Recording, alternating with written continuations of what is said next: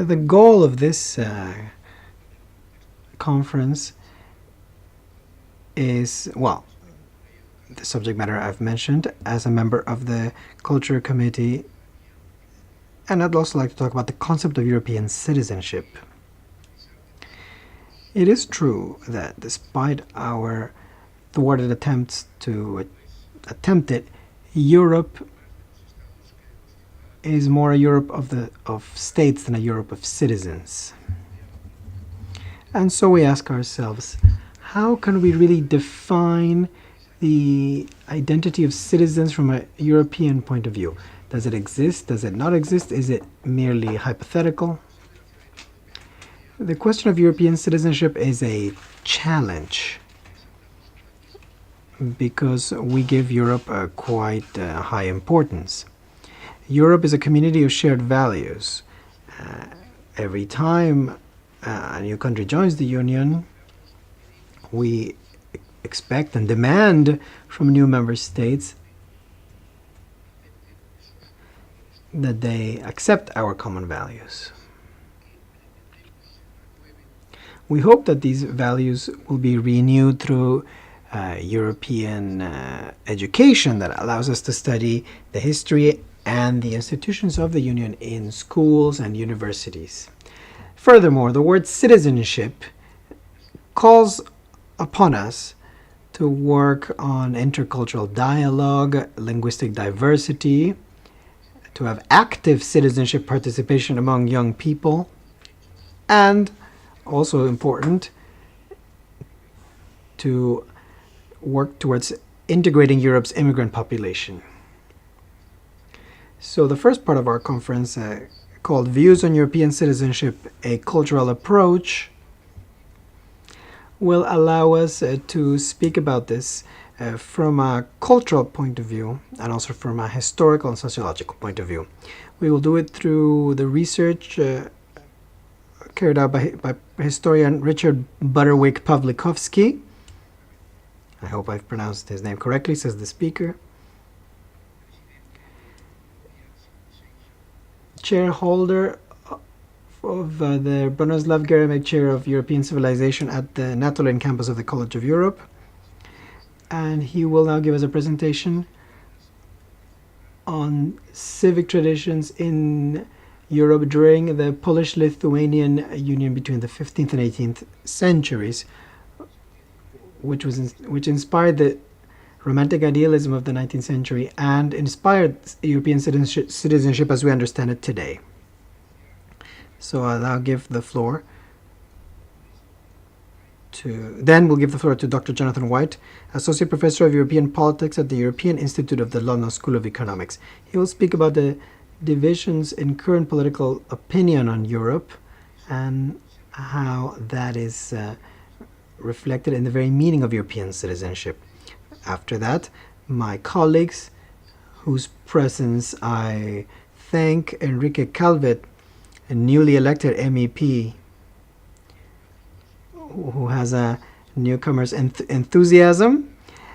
And then we will close the panel with Javier Nart before a coffee break. Without further ado, and since time is ticking, I would ask you to not speak more than 15 minutes each. That way we will have time for everybody to share their views. So I'll now give the floor to Richard Butterwick Pawlikowski. Thank you. Thank you very much, Senor Maura, for your kind and unexpected invitation, which does me great honour. Because of the time, I shall sort of read the beginning and end of this paper, but I shall be abbreviating the middle bit quite substantially. Within most member states of the European Union, European citizenship is not a popular cause.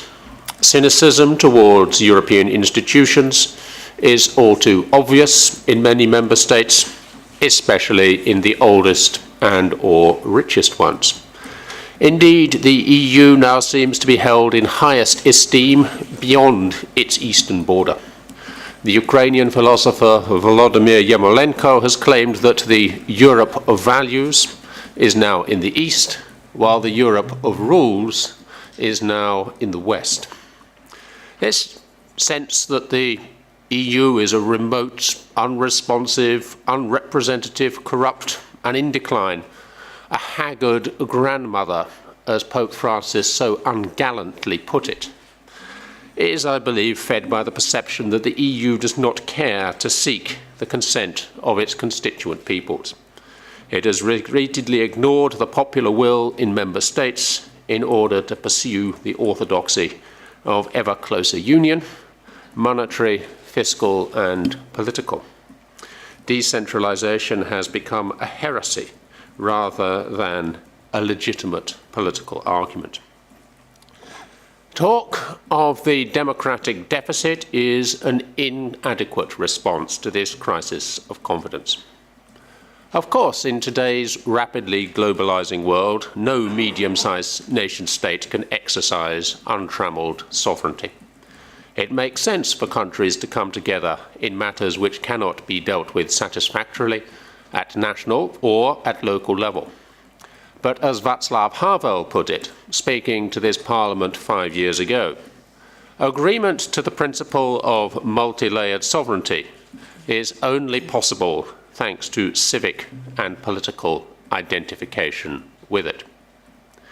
Inhabitants of the member states of the EU cannot be expected to feel, still less act on, a sense of European citizenship, unless they feel that the content of European citizenship has drawn on the civic heritage of their own national, regional, or local communities.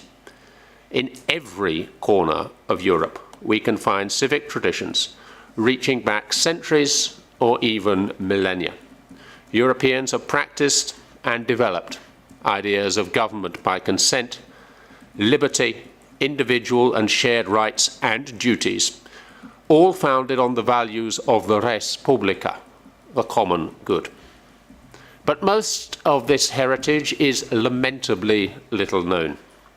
Wider appreciation of these diverse riches requires EU institutions and budget holders to promote the heritage of all parts of the European continent in the face of widespread ignorance and prejudice.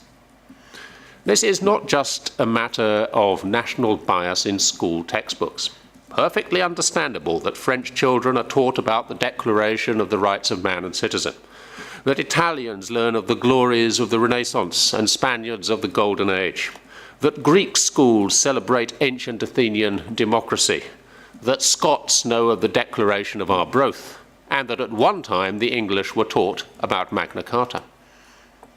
Far more corrosive of European solidarity is the conviction that Eastern Europeans knew little or nothing of civic values until they were accepted into Europe. How many outside Hungary have heard of the Golden Bull? It was issued in 1222, just 7 years after Magna Carta, and well before Magna Carta was accepted into English law. The Golden Bull brought safeguards against arbitrary arrest, taxation, and military service, as well as the right of resistance. Without doubt, still fewer Europeans have heard of Philip Orlik's constitution of 1710. It was drawn up by exiled Ukrainian Cossacks and can claim to be the first such constitutional document in European history. This problem is not new, although in a long-term historical perspective, it is comparatively recent. For the last 2 or 3 centuries, much of Central and Eastern Europe was usually ruled by powers which, for the most part, sought to suppress most manifestations and even memories of the civic spirit. Fortunately, they failed. The EU should actively confront the prejudice that liberty, democracy, and civil society are Western exports to the backward eastern reaches of the continent following the fall of communism. The civic tradition I would like to enlarge on today is the republicanism of the Polish-Lithuanian Commonwealth. I expect that for most of you it will be unfamiliar. This remarkable civic culture took shape in the late Middle Ages and the Renaissance, flourished for almost 100 years, experienced a profound crisis, but was renewed before the Commonwealth was finally destroyed by its neighbours in 1795. The transformations that took place in the late 18th century made it possible for stateless Poles to export a universal idea of liberty to 19th century revolutionaries of Europe and the Americas, encapsulated by the slogan, "For our freedom and yours." Achievements such as the Constitution of the 3rd of May 1791 made it much harder for the propagandists of the three absolute monarchies that dismembered the Commonwealth to persuade European opinion that Polish liberty had been nothing more than the ruinous privileges of an anarchic, oppressive and parasitical nobility which had reduced its elective kings to impotence, and that Lordra Ren Avasovi, as the Russian General Ivan Pashkievich announced after suppressing the Polish-Lithuanian Rising of 1830 to 31. Now, of course, these stereotypes retain currency. They are for a variety of reasons, including the way in which Lithuanian, Belarusian and Ukrainian national narratives were constructed. And I would not like to deny or brush over the many faults and weaknesses of the Commonwealth. Yes, the great majority of the population were excluded from citizenship, but then were there no slaves in ancient Athens? The idea, the tradition retains its currency, despite the imperfections with which the idea was implemented. The Commonwealth should not be written off as a failure. The civic republican values which shaped, sustained and revived it can provide some excellent examples for Europe today, as well as a warning of how things can go wrong. The first point to make is the sheer size of the Commonwealth. Up there in the early 17th century, you can see it encompasses all of modern Belarus, Lithuania and Latvia, most of Poland and Ukraine, half of Estonia and parts of Russia. And this size was the principal source of its diversity. The great continental confessional divide between Western and Eastern Christendom bisected the Commonwealth. Catholics and Orthodox Christians simply had to find a way of working things out, even before the complications brought by the Protestant Reformation. Religious toleration was a necessary condition for the settlement over many centuries of successive waves of migrants, including Ashkenazi Jews, Tatars, Karaites, Dutch Mennonites, Scots, Bohemian Brethren, Armenians, Russian Old Believers, and, until the mid-18th century, anti-Trinitarians. Toleration did not mean equality, except in one case, which I'll come to in a minute. But it did mean that disputes were usually settled peacefully and according to civil law. Among the nobility, for a few decades at least, equality between Christian confessions did prevail. This is the founding document of what is called the Confederation of Warsaw. It was agreed a year after the infamous St. Bartholomew's Day massacre in France.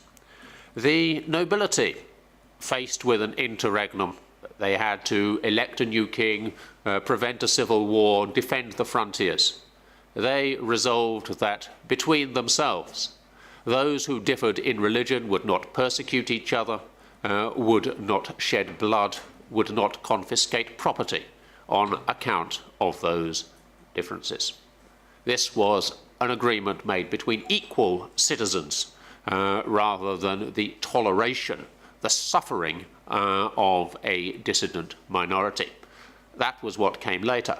But for several decades at least, equality prevailed. The political system which crystallized in the third quarter of the 16th century was a republican political culture.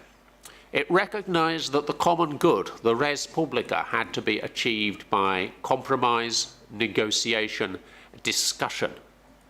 Given the diversity of interests in the state, given the lack of coercive power, implementation required the cooperation and involvement of local citizens. Simple majority voting might have broken the Commonwealth beyond repair. This is the origin of what became an illness, the requirement of unanimity, the liberum veto. But in its origins, the requirement of consensus derived from the conviction that votes should be weighed rather than counted. The validity of the arguments and the authority of the speaker were more important than sheer numbers. The liberum veto was also an outgrowth of the libera vox. The right to free speech in public matters was guaranteed by law in 1609, although it had been practiced for much longer. It came to comprehend the freedom of the press. Now, free speech and free writing was not just an individual right. It was a civic duty, the duty of the citizen to give counsel regarding the Commonwealth. This exemplifies both the individual and the collective dimensions of freedom. The two form a symbiosis. The rights, privileges, liberties which came to be collectively regarded as liberty can be derived from, I think, two main sources. One was the steady concession of particular liberties and privileges from kings in the late Middle Ages and in the 16th century. They included exemption from taxation without consent. They included the principle of no incarceration without trial. And in 1505, perhaps the most important of these individual liberties, the law of nihil novi. Nothing new might be established by law without the consent of the lower house of Parliament, the representatives of the various lands and provinces. And in the course of the 16th century, these liberties came to be shared by Lithuanian and Ruthenian nobles. Now, this is not actually particularly unusual in late medieval and early modern Europe. Elective monarchies were common. Simple majority voting in Parliament was rare.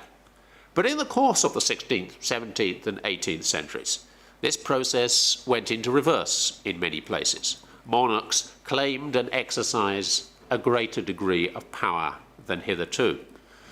The rise of the so-called absolute state was long regarded by historians as the necessary vehicle of modernization, especially in its 18th century variant of enlightened absolutism. In the French case, it supposedly prepared the way for the progressive, centralizing, modernizing state of the French Revolution and the Napoleonic Empire. Nowadays, historians tend to emphasize the importance of assuring consent in localities. The Holy Roman Empire of the German nation, which was long derided as an obstacle to a modern German nation state, has undergone something of a rehabilitation as a framework of law and collective security. So this is one side of things.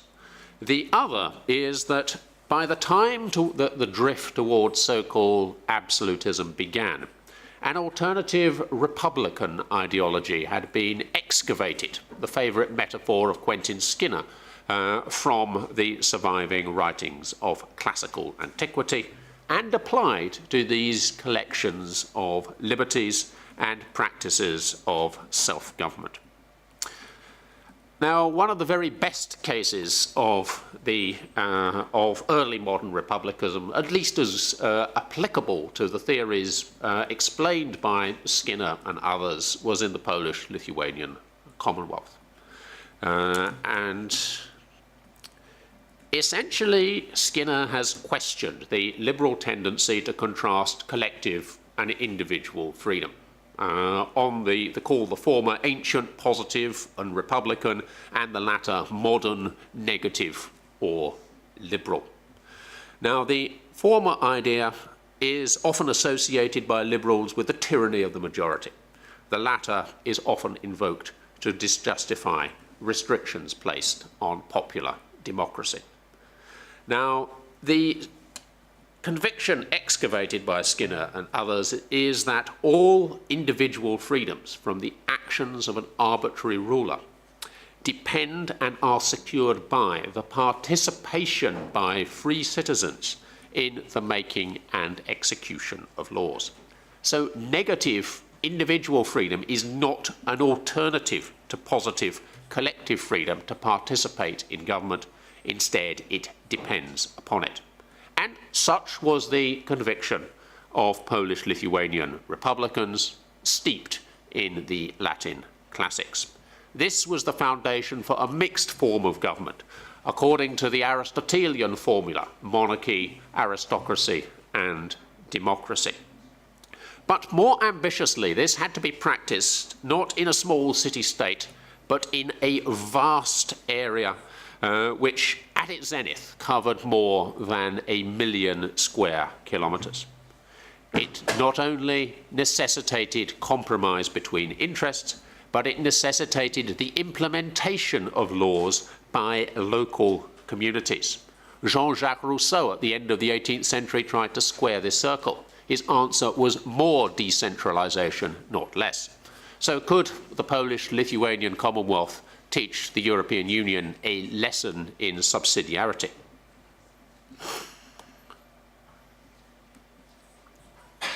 Now, if this is going to work well, much will be demanded. It requires deep reservoirs of civic virtue, the willingness to make sacrifices to the common good. It rests on much trust between monarch and citizens, and between wealthier and poorer citizens. Nowadays, we may well ask, when there seems to be precious little sacrificial virtue and trust in some of the most stable and coherent local and national communities within Europe, with identities that have been nurtured over many centuries, what hope could there possibly be for such qualities among European citizens? And the idea of inculcating patriotic virtues through education has been tainted by the fear of indoctrination in national hatred. Surely it would be easier to rule Europeans technocratically, guaranteeing their individual human rights through a learned and competent, but not accountable, judiciary. No, indeed no. And not only because peoples whose clear wish is repeatedly ignored by their governors will in the end revolt against the entire system. The genie of popular sovereignty has long since left the bottle. As Professor Geremik used to say, the only answer to the problems of democracy is more democracy and better democracy. There is an old Republican axiom: the freedom of each and all cannot be safe without the participation of each and all. Now, there's an endless argument about how republics decline and fall.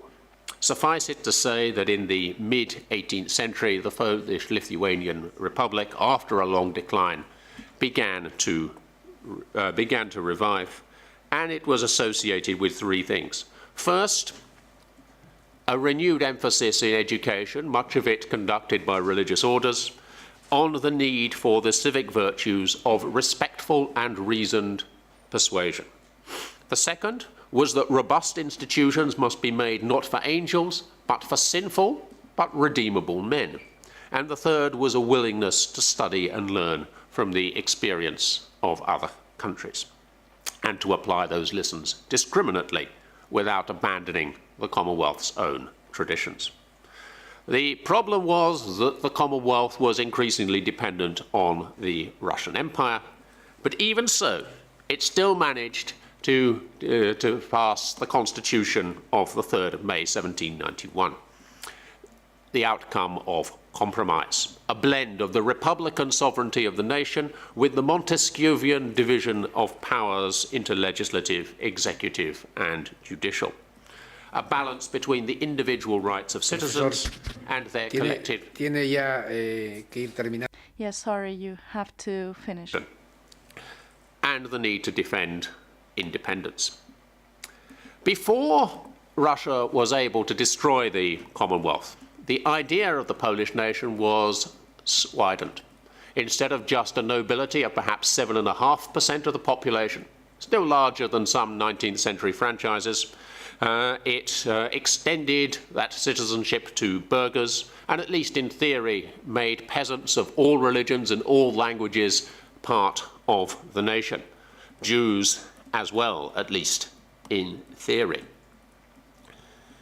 As this universal idea, this could be exported during the 19th century.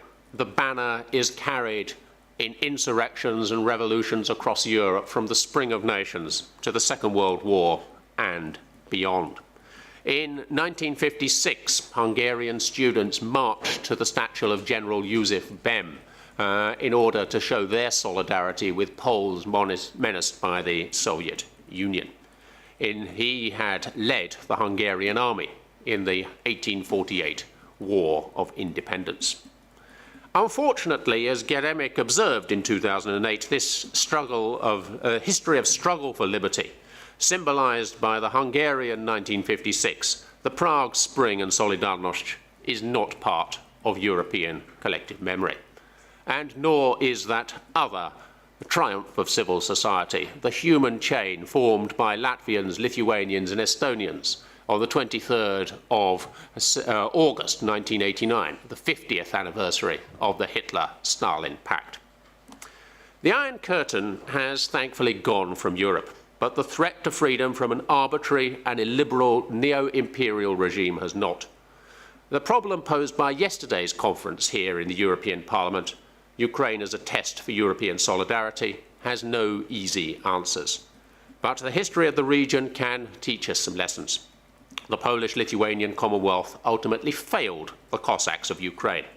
It failed them because it denied their wish to participate as fellow citizens in a republican political system.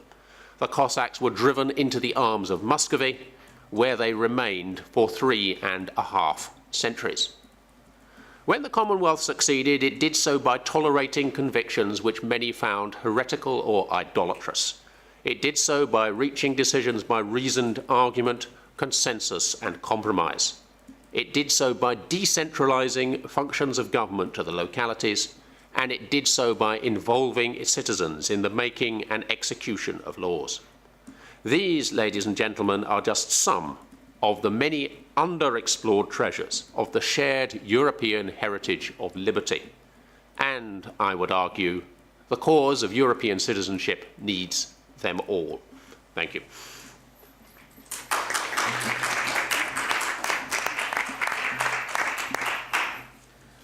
Gracias, profesor. Thank you very much. I give now the floor to Dr. White, please. Thank you, and thank you for the invitation. I'm going to take a slightly different angle on this, although I think there are some points of continuity with what Richard has been saying. When we talk about European citizenship, we often think of it in terms of building a sense of unity, a sense of oneness. We've heard already today ideas of common values. Sometimes we also hear ideas of a common culture, of a European identity. Maybe another way to approach European citizenship is quite different, but to think in terms of conflict and the place of conflict in European citizenship. Of course, the idea that conflict might be a source of citizenship, of social integration, is quite an old one in social theory, goes well back at least to Georg Simmel, and I believe also has classical antecedents. Sounds, of course, slightly counterintuitive at first hearing, that one might, through conflict, achieve some type of meaningful citizenship, meaningful integration of citizens into a political community. I think such a view would have sounded particularly odd for much of the last 25 years or so. There was, of course, a consensus of sorts in the 1990s, early 2000s, that political conflict was not something to look for amongst contemporary European populations, and that meaningful divisions of opinion were perhaps also hard to find. Many people talked about end of ideology, ideological convergence, post-ideology, a whole different set of ways of phrasing this. And of course, even today, there would be many who would say that essentially amongst the populations of Europe, there are not particularly strong, meaningful differences of opinion, that perhaps political apathy is the best way to diagnose contemporary European citizens, or if not apathy, then some rather bland rejectionism, ideas of anti-politics, or in the European case, Euroscepticism. So the politics of no, I suppose, or the politics of disinterest. I think that view needs to be challenged, not least in light of the events of the last 6-7 years or so. I think as one looks at the Europe of the Euro crisis and beyond, it is possible to talk about meaningful divisions of opinion amongst the populations of Europe, and importantly, one doesn't necessarily have to map those onto territorial divisions between countries, although perhaps tragically sometimes divisions of principle end up taking territorial form. How might one think about some of those divisions of opinion? Well, I think one straightforward way to pose this question would be to think in terms of the diagnoses given of the economic crisis itself, the way it is seen. And I think here one might make a straightforward distinction, but I think one that has continuity with some classical distinctions, left-right distinctions in politics. A distinction between an understanding of economic crisis as a problem of transgression.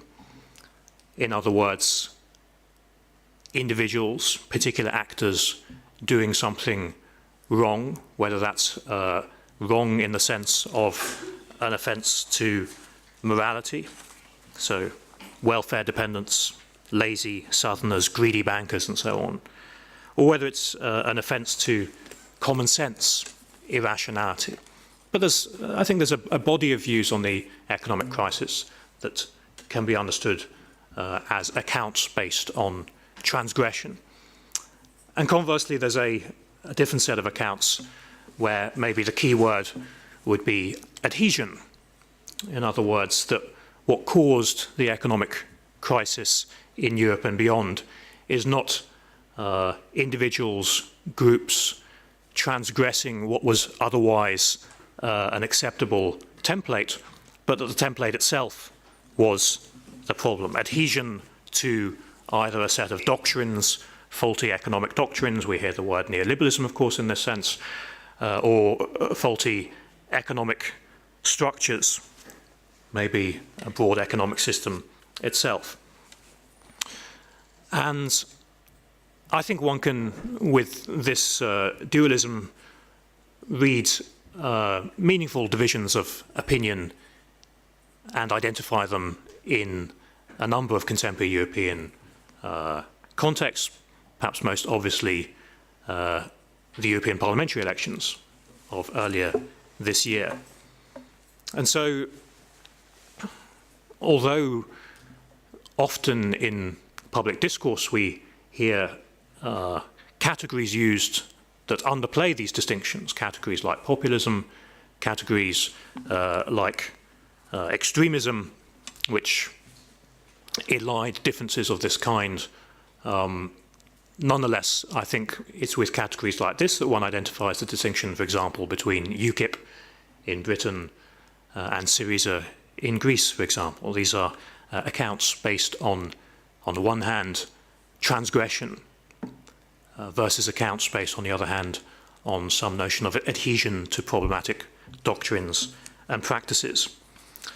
So, this much to say that, however odd it might have sounded a few years ago to talk about the place of political division in citizenship, I think it seems a little bit less odd today if we accept that there are meaningful divisions of principle out there in the populations of contemporary Europe and sufficient to mobilize at least some members of those populations.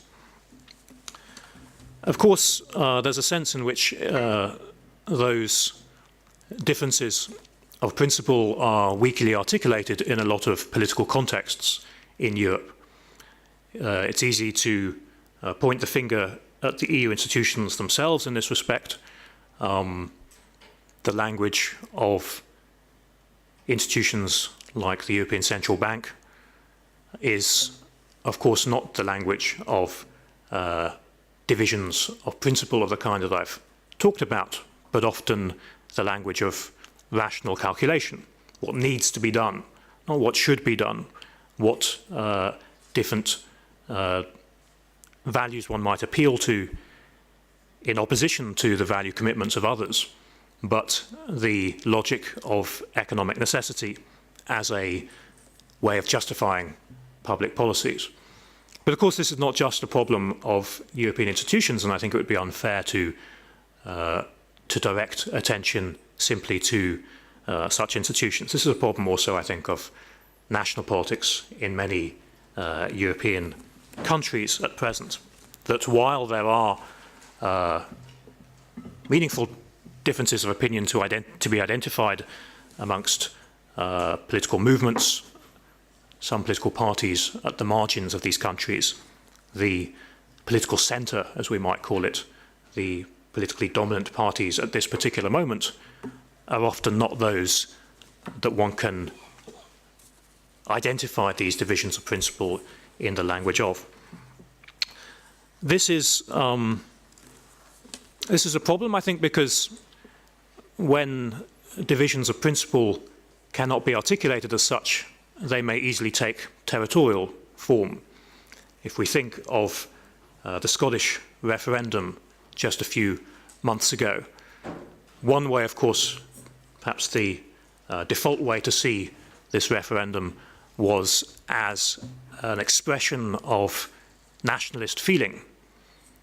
And of course, the Scottish National Party is committed to independence as a goal in itself, a goal of intrinsic worth.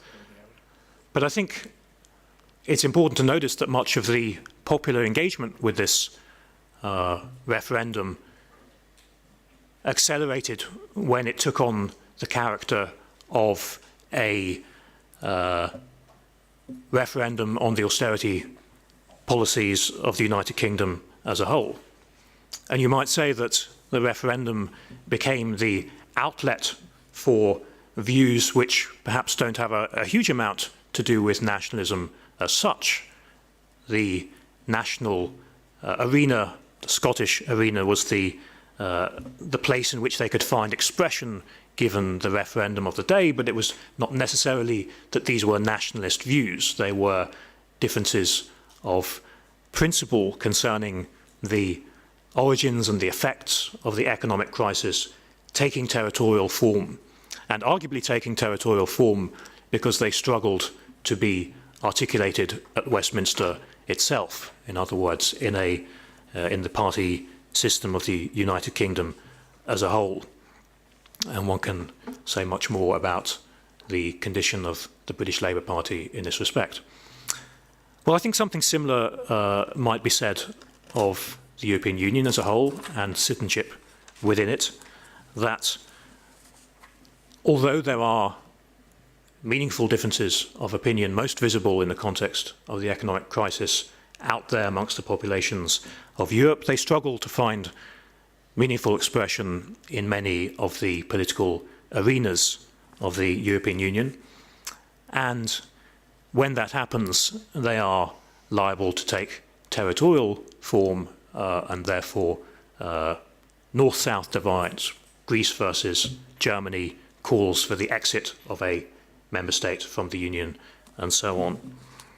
So let me wrap up.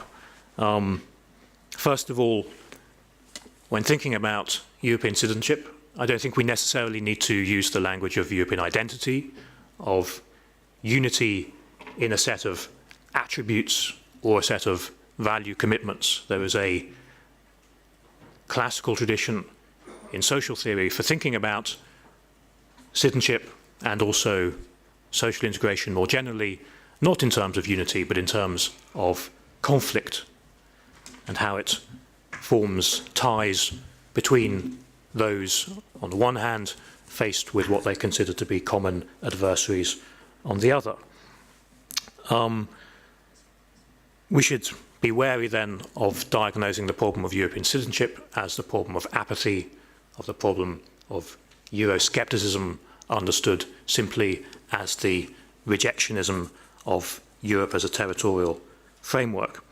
One should look for ways in which the emergent differences of political opinion can find expression within the institutions of the European Union. Of course, the Parliament is perhaps the place one might look foremost for that, but not only. It's something which is a challenge for the institutions of the European Union more generally.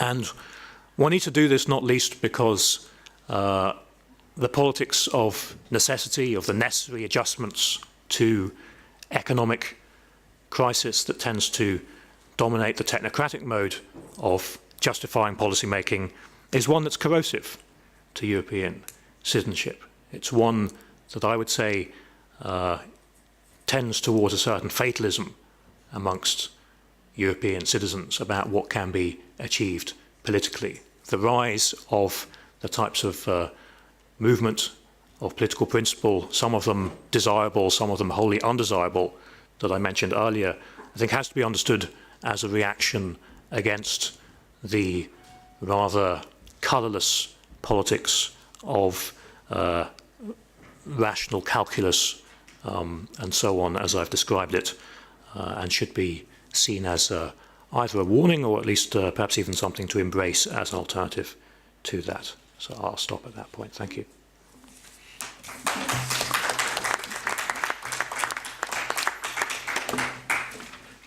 Gracias, profesor. Enrique. Thank you very much. I give the floor now to Enrique Calvet. Pues, sí, pues muchas gracias, amigo Fernando. Thank you very much. Thank you very much, Fernando. Thank you for inviting me to participate in this very interesting subject. And I've approached this issue since I was little, actually, because I belong to a multinational family personally, and this made me also always dream of Europe, Europe with European citizens. I think that it's a very important issue, especially nowadays, and we see that in a way it overlaps.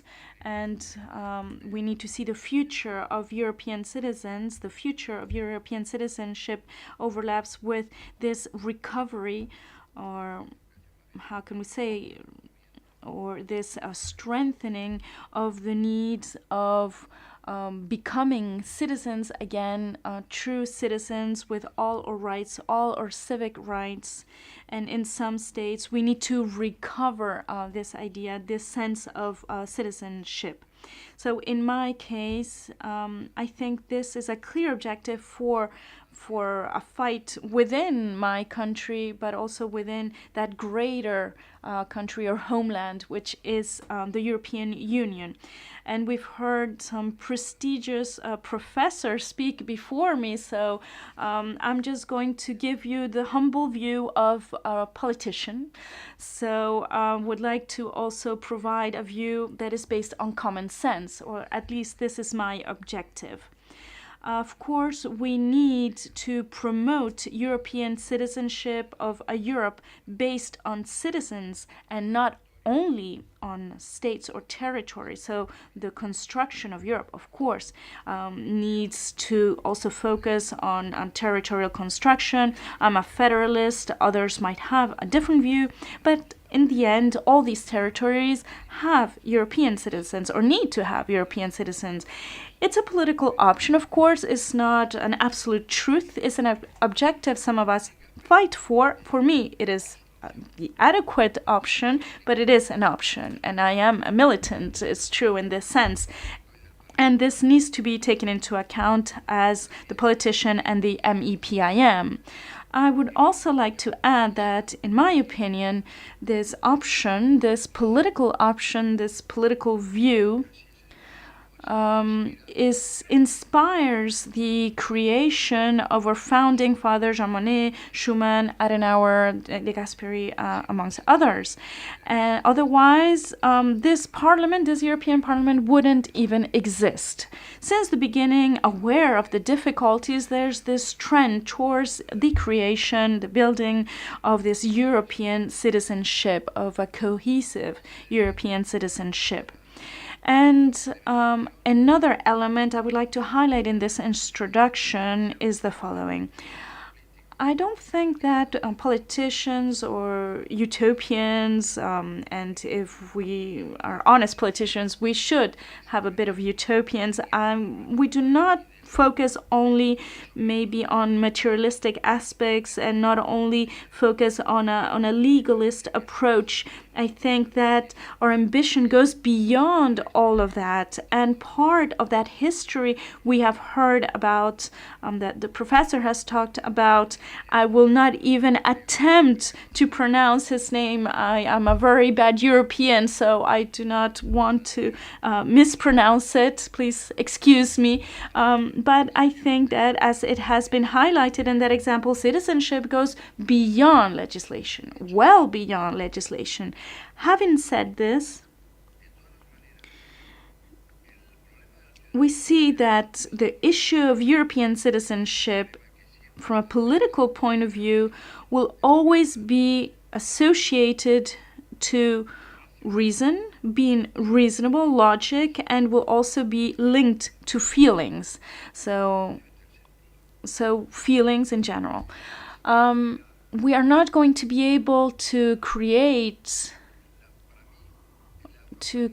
European citizenship otherwise. The Europe we need is the Europe that is going to allow us that when the planet, we're almost there, when the planet becomes this communication between two great continents because of natural historic evolution, economic issues amongst others. So the logic we're going to have to follow in this planet is that it's going to be between the US, India, Brazil, China, so these huge powers, and the protection of freedoms and promotion of freedoms in Europe, as de Gaulle used to say, is going to need to have a true political unity of the polis in that sense, of citizens. So we need to go towards European citizenship. It is essential because we cannot all be Swiss, or we cannot be Luxembourgese, and it limits us also from a historical point of view. So if we're being truly honest in this fight, I lead to promote European citizenship is because I think it's essential for the future of my grandchildren, my great-grandchildren. It is essential for history. So it's a historic evolution. However, we need to create the notion itself of citizenship. It cannot just be a series of legislative benefits, for example. And there we have progressed greatly. We need to also promote and create collective feeling of respect, if not love in a sense, and at least the need of the other. And there are many things that need to be done. I'm just going to focus on two of them, which I think are clearly essential. The first one is key, and I think there's where we as politicians need to work, which is education. Education, and education, which is the third important element. So 3 times education. So this is what we are lacking. That's where we are making the mistake. And in 1986, I was 36 years old, and I had the possibility to meet Jean Delors, and he was defending this already at the time, and this is where my idea was born. So education has to be the main pillar of European citizenship, taking into account feelings, and it needs to accompany the rational approach. Needs to go beyond that national approach to what we have heard, what the professor has told us regarding that specific example.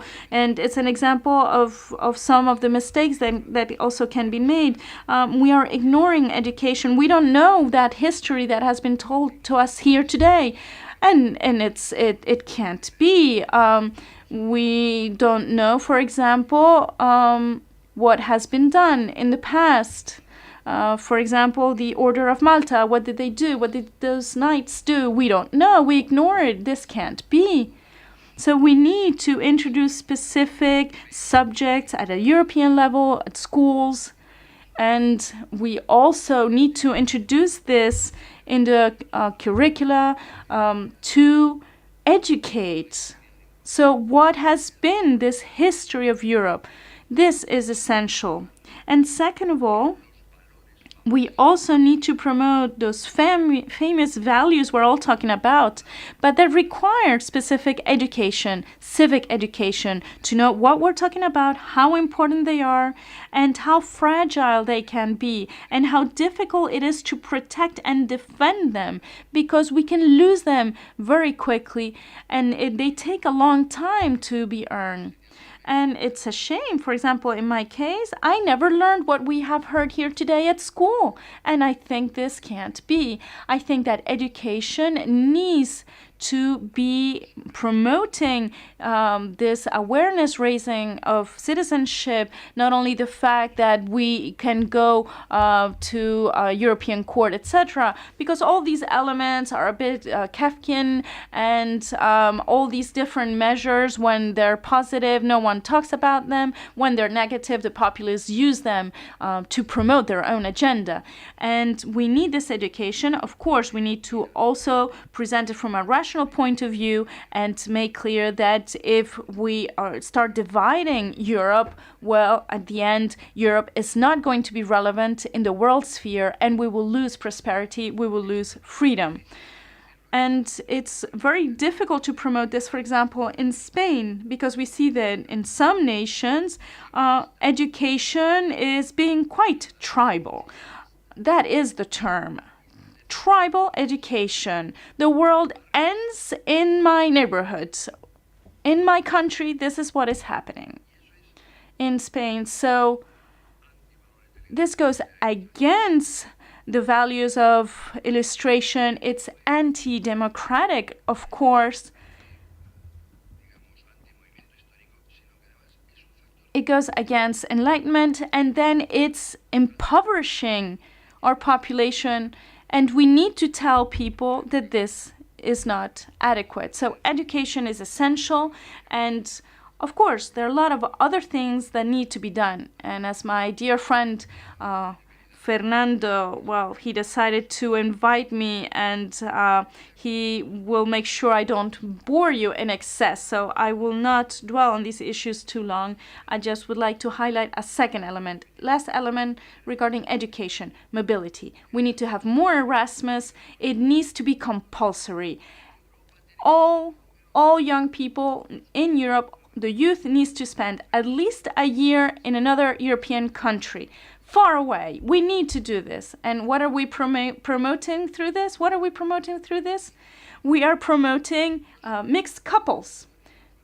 Because I am the son of a French mother and a Spanish father, and my grandfather, who killed Germans at the war, he did more for Europe when he married someone that was not from his region. So mobility is essential. Well, we cannot make it compulsory for anyone to marry someone from another country, of course. And my assistant was I won't say who it is, but my assistant who is with a French lady reminded me of this. This allows us to have a broader approach regarding Europe. También vendría por parte de la educación. La solidaridad que tenemos, el interés que tenemos en estar juntos, y no en el sentirnos juntos, y no solo a través de tratados internacionales, de alianzas que son frágiles, que cambian, que siempre tienen detrás intereses más o menos ocultos. Bueno, en Europa yo encuentro, y los profesores podrán quitarme la razón porque es intuitivo, hay mucha más conciencia de ser miembros de la civilización occidental, miembros del mundo occidental, en donde metemos legítimamente a Norteamérica, Canadá, etcétera. Hay mucha más conciencia de hacer eso. O sea, incluso metemos a los blancos, si quieren ustedes. Hay mucha más conciencia de ser eso que de ser europeos. Hay esa intuición.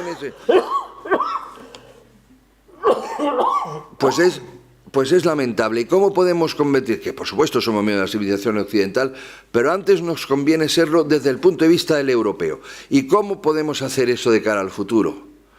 Tener en cuenta que nos tenemos que proteger todos como europeos. Y estoy hablando de una cosa que es muy utópica, que he trabajado en el Comité Económico y Social y que lo digo aquí. Se llama de una defensa común europea. Para lo cual hay que pasar, para que lleguemos hay que pasar porque el señor de Austria sepa que cuando se protege la frontera del Mediterráneo o la frontera del Báltico, se le está protegiendo a él y por eso contribuye. Se le está protegiendo a él.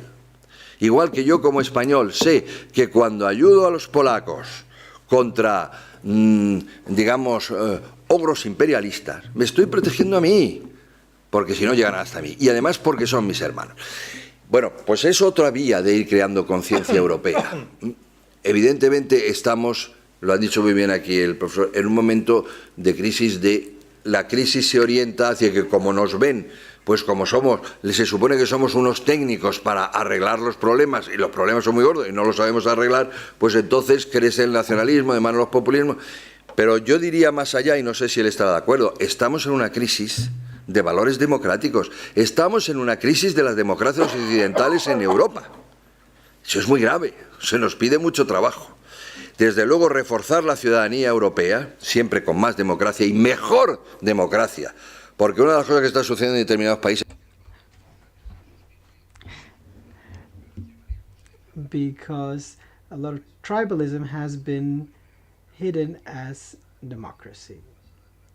And a lot of this democracy needs to be based on the idea that citizenship goes beyond your neighborhood. What can civil society do? 3 things. We can demand MEPs to act as Europeans. If we're coming here to defend the interests of crab fishermen in the region of Lower Aragon in Spain, we're not being European. We need to act as Europeans first. Second, we have to promote the ideas of European education. And number 3, we need to demand that we share the truth about our values. But I'm including everybody, NGOs, everybody who shares these values of more Europe as a solution, and more and better Europe. They shouldn't simply just complain about MEPs.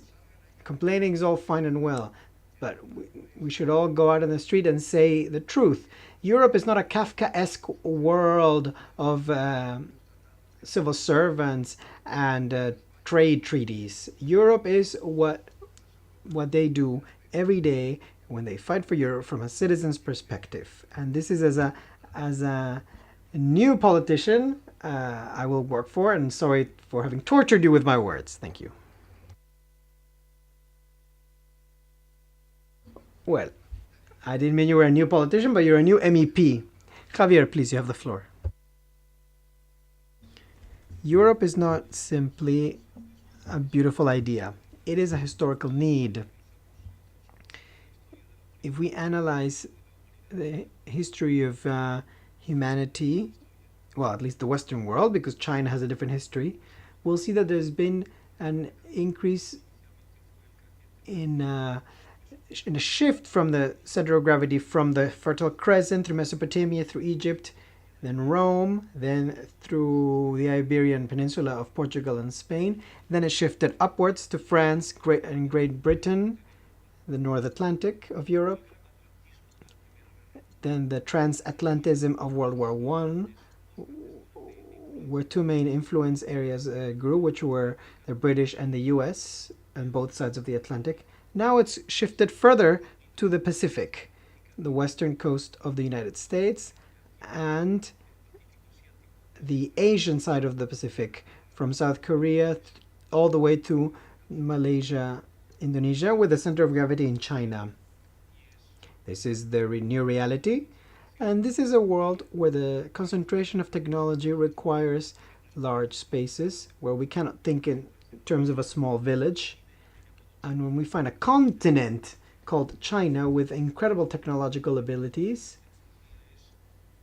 and technology is know-how, its progress, its hegemony, or at least the main protagonist in hegemony. If we manage for that main protagonist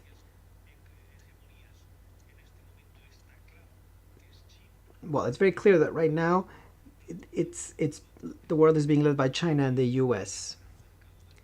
We are still the main market in the world in Europe. So either we work together or we will become irrelevant. We are somewhat irrelevant, but when it comes to strategy and politics, but we are main protagonists in the economy. So we can play a decisive factor in Europe. And since we do this every day, it seems like it almost doesn't exist.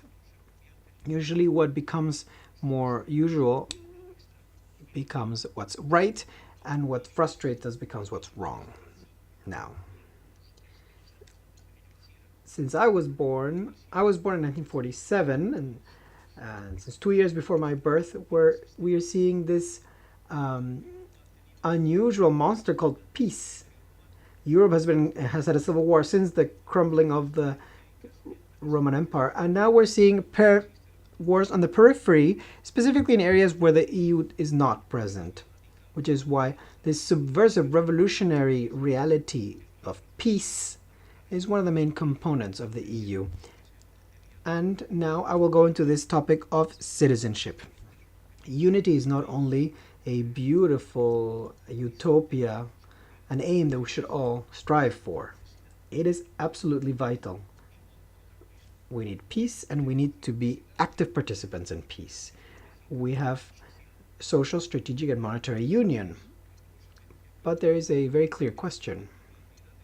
Currently, Europe's unity is risky. And why risk? Because there are macro-nationalisms and micro-nationalisms. In the moments of crisis, in moments when we see a break of the continued well-being that we had been accustomed to, seeing that I live better than my father, my son lives better than me and my grandson should live better than my son. But there's been a break in this chain because of something that we have allowed. And when I say we, I don't mean politicians, because at the end of the day, I realize that the political structure stems from the power structure, and the power structure stems from the economy, whether we like it or not.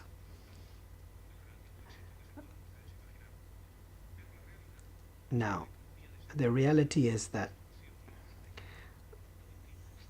our economy is not fair, but it is productive.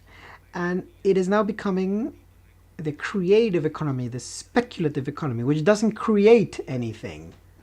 It just transforms wealth into speculation and into income that is paid by citizens, while the benefits remain in the pockets of a few.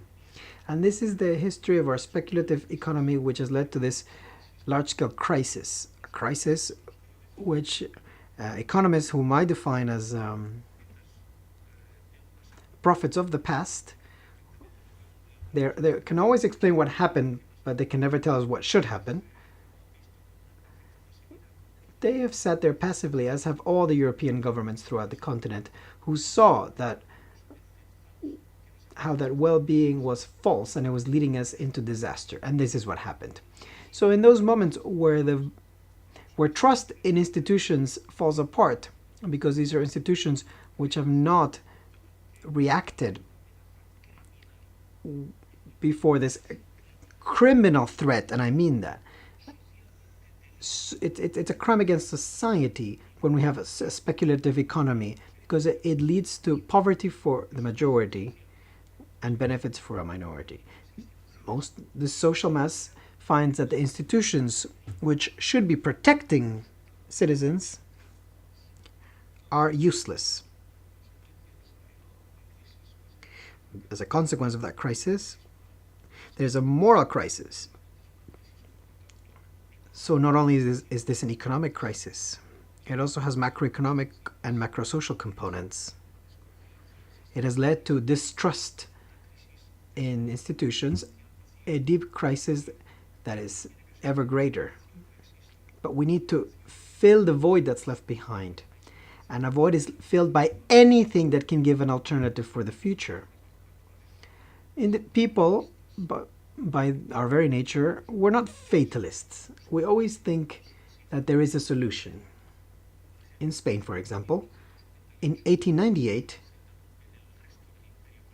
the remainders of our empire collapsed. We lost Cuba, the Philippines, the Caroline and Mariana Islands. We were the main force in the Pacific, and we lost Puerto Rico.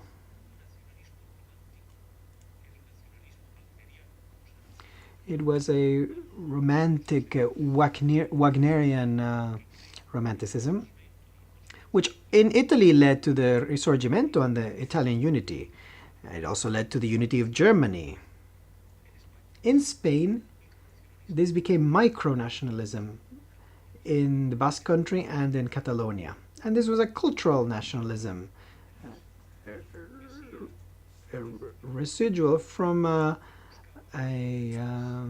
self-aggrandizing bourgeoisie, which found the historical novels, historical ideas. In Catalonia, in the large bourgeoisie, those who went to the opera were those who were pro-Verdi and pro-Wagner. The pro-Verdis were liberals, and the pro-Wagnerians were nationalists and Carlists. When there was a Verdi opera, then their opponents would say it was awful. And when there was a Wagner opera, those opponents said it was awful. So there was a rupture based on aesthetics. But then, because of the break of the project of Spain, the remainders of an imperial Spain, where the Catalan bourgeoisie and the Basque bourgeoisie had their greatest economic interests in the empire, we saw that those who financed volunteers that would go fight in Cuba and the Philippines against the independence, it was the Catalan and Basque bourgeoisie who financed them. No, why was there a rupture at the time? Because the project fell. And in order to fill that void, it can be filled with two concepts. One is supernatural, religion, and the other, more immediate, is the tribe, your family, your clan. And since that great family called Spain had failed, they thought of the micro-family, the myths of that old point of reference, what a prosperous Catalonia was, or a non-existent Basque country was, which is created by a republicanist called Sabino Alagaroidi. So it leads to the problem we have today. This micro-nationalism, sorry, you're going to have to finish. I will get to the point. Micro-nationalism is against citizenship because it means that citizens are part of a collective, a nation, to which a citizen must become a part of. So what I understand as a dialectic process of cultural creation in freedom, which is what citizenship should be. It means if I am not part of the objective values that is determined by an elite who define what the homeland is, then I am a sort of bastard. And in some cases I will be exposed, and in some cases I should be converted. In Catalonia, since they're more civilized, they convert people in the concept that those who are not part of that objective truth are bad citizens because we're bad patriots. And I will finish by saying patriotism is the refuge of miserable people, and the only homeland I believe in is the homeland of my fellow citizens who don't live only in my street or in my city or in my region. I am talking about Europe, which I believe in. Thank you. Well, so we will continue with the second part of this panel, which is called The Voice of the Citizens and the Civil Societies. This part of the conference is related to my role as standing rapporteur of the Commission on Europe for Citizens. Europe for Citizens aims, as I believe you know, to contribute to the knowledge of the EU, its diversity, and we do it through European citizenship, through programs that stimulate historical memory and the identity of the European Union. The goal of this program is to promote peace, European values, and the well-being of European peoples. Furthermore, we aim to push for civic participation on the part of European citizens. We aim to improve the understanding of the decision-making process in Europe, which are often so obscure. And we also call for social involvement. Through this second panel, we would like to listen to citizens and civil society organizations and NGOs. First of all, I'd like to thank my colleague, MEP Cecilia Wikström, who's chair of committees and petitions, and who will start this part of the conference. Then we will give the floor to Sophie Bernards, who coordinates the Europe for Citizens program of the European Commission. Then our guests, Alan Paul, Secretary General of the European Youth Forum, who will speak about youth policies, and then Antonella Valmorbida, Secretary General of ALDE, which is not the same as ALDE, Association of Local Democracies Agencies. And she will speak about democratic participation. Cecilia, please. Thank you very much. Thank you very much. It's an honor for me to be with you and share some of my thoughts on this. And it was really interesting to walk into the room and see this, Citizen Matters. And I would like to have seen a slight different wording. I would have liked to see, yes, citizens do matter. Citizens do play an important role in Europe and in the decision making and in everything that we do. Because we, as elected MEPs or politicians on whatever level, be it municipality or regional or national or European, we are here always to serve and never to rule citizens. Always to serve, and I try to say that to myself when I look myself into the mirror every morning when I brush my teeth. You're here to serve and never to rule. So it was a really nice remembrance to see this little banner laying here.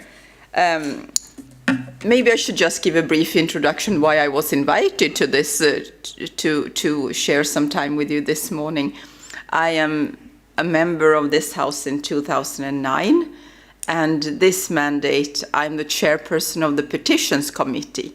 And the Petitions Committee is the only direct link between the European institutions and the citizens. Unless you're fortunate to live next door to an MEP, that is.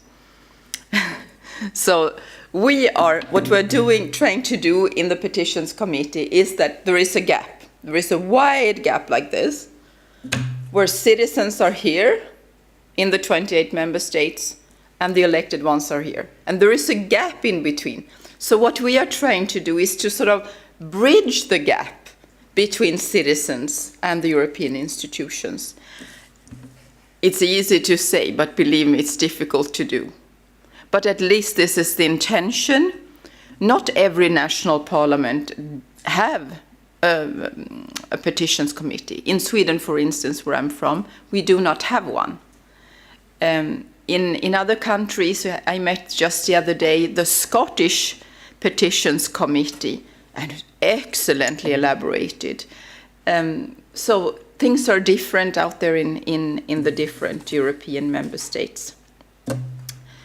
So I think I'll come back to what happened in the last elections in May this year, where we must admit, even if it's difficult, that we're all losers. We're all losers. Every party lost. That is, every party based on an ideology lost. And the parties that are based on something else, but not ideology. Could be liberalism, that's preferable, of course, to me and to Mr. Maura, but it could be also socialism, environmentalism, conservatism, Christian democracy, could even be communism. Those are built on an ideology, and we all lost high time. And the ones that are built on hatred and skepticism towards Europe and what Europe stands for, nationalistic, xenophobic, they gained in numbers. So we should really keep this in mind all the time, that we're all losers, and what we should do is to realize the gap that I was trying to start with, the gap between the elected ones and the institutions and the citizens on the other hand, because they feel that there is a huge gap, a big distance. On the other hand, I'm from Uppsala in Sweden, and if I'm walking in the street in Uppsala, I say, you're so far away, you're in Brussels. Yeah, far away if you consider 2 hours and 10 minutes far away. And they say, we don't know how many you are, how many Swedes you are in the European Parliament. And I say, we're 20. Of course we know you, but we don't know the others. Okay, this is just reluctance. Because when I question them and I say, do you know, in this building, which is the local municipality, do you know the mayors? Do you know the elected ones from your own neighborhood? They cannot give me 20 names. So to blame Brussels is a normal way of just saying it's too far away, we don't care. It's a different country. But if you really question, do you have an influence on the municipality decision making? Do you know your local elected members? No, in most cases. So what we need to underline is that we, as elected, be it on any level, from municipality to European Parliament, we are not a different kind of animals. We are human beings just as everybody else. And if we have that perspective that we are here to serve and never to rule, then I think it's a good point of departure.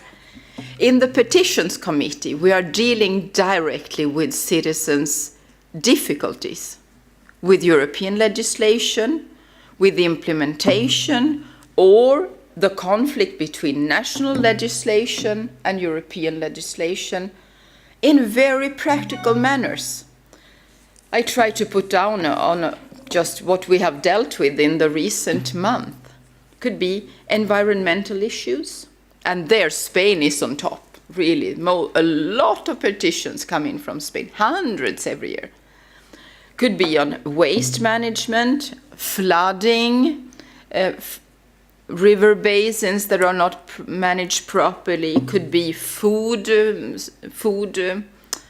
issues, could be food security, could be oil drillings. Ooh, that's a huge Spanish issue. Could be construction projects in the coastal area.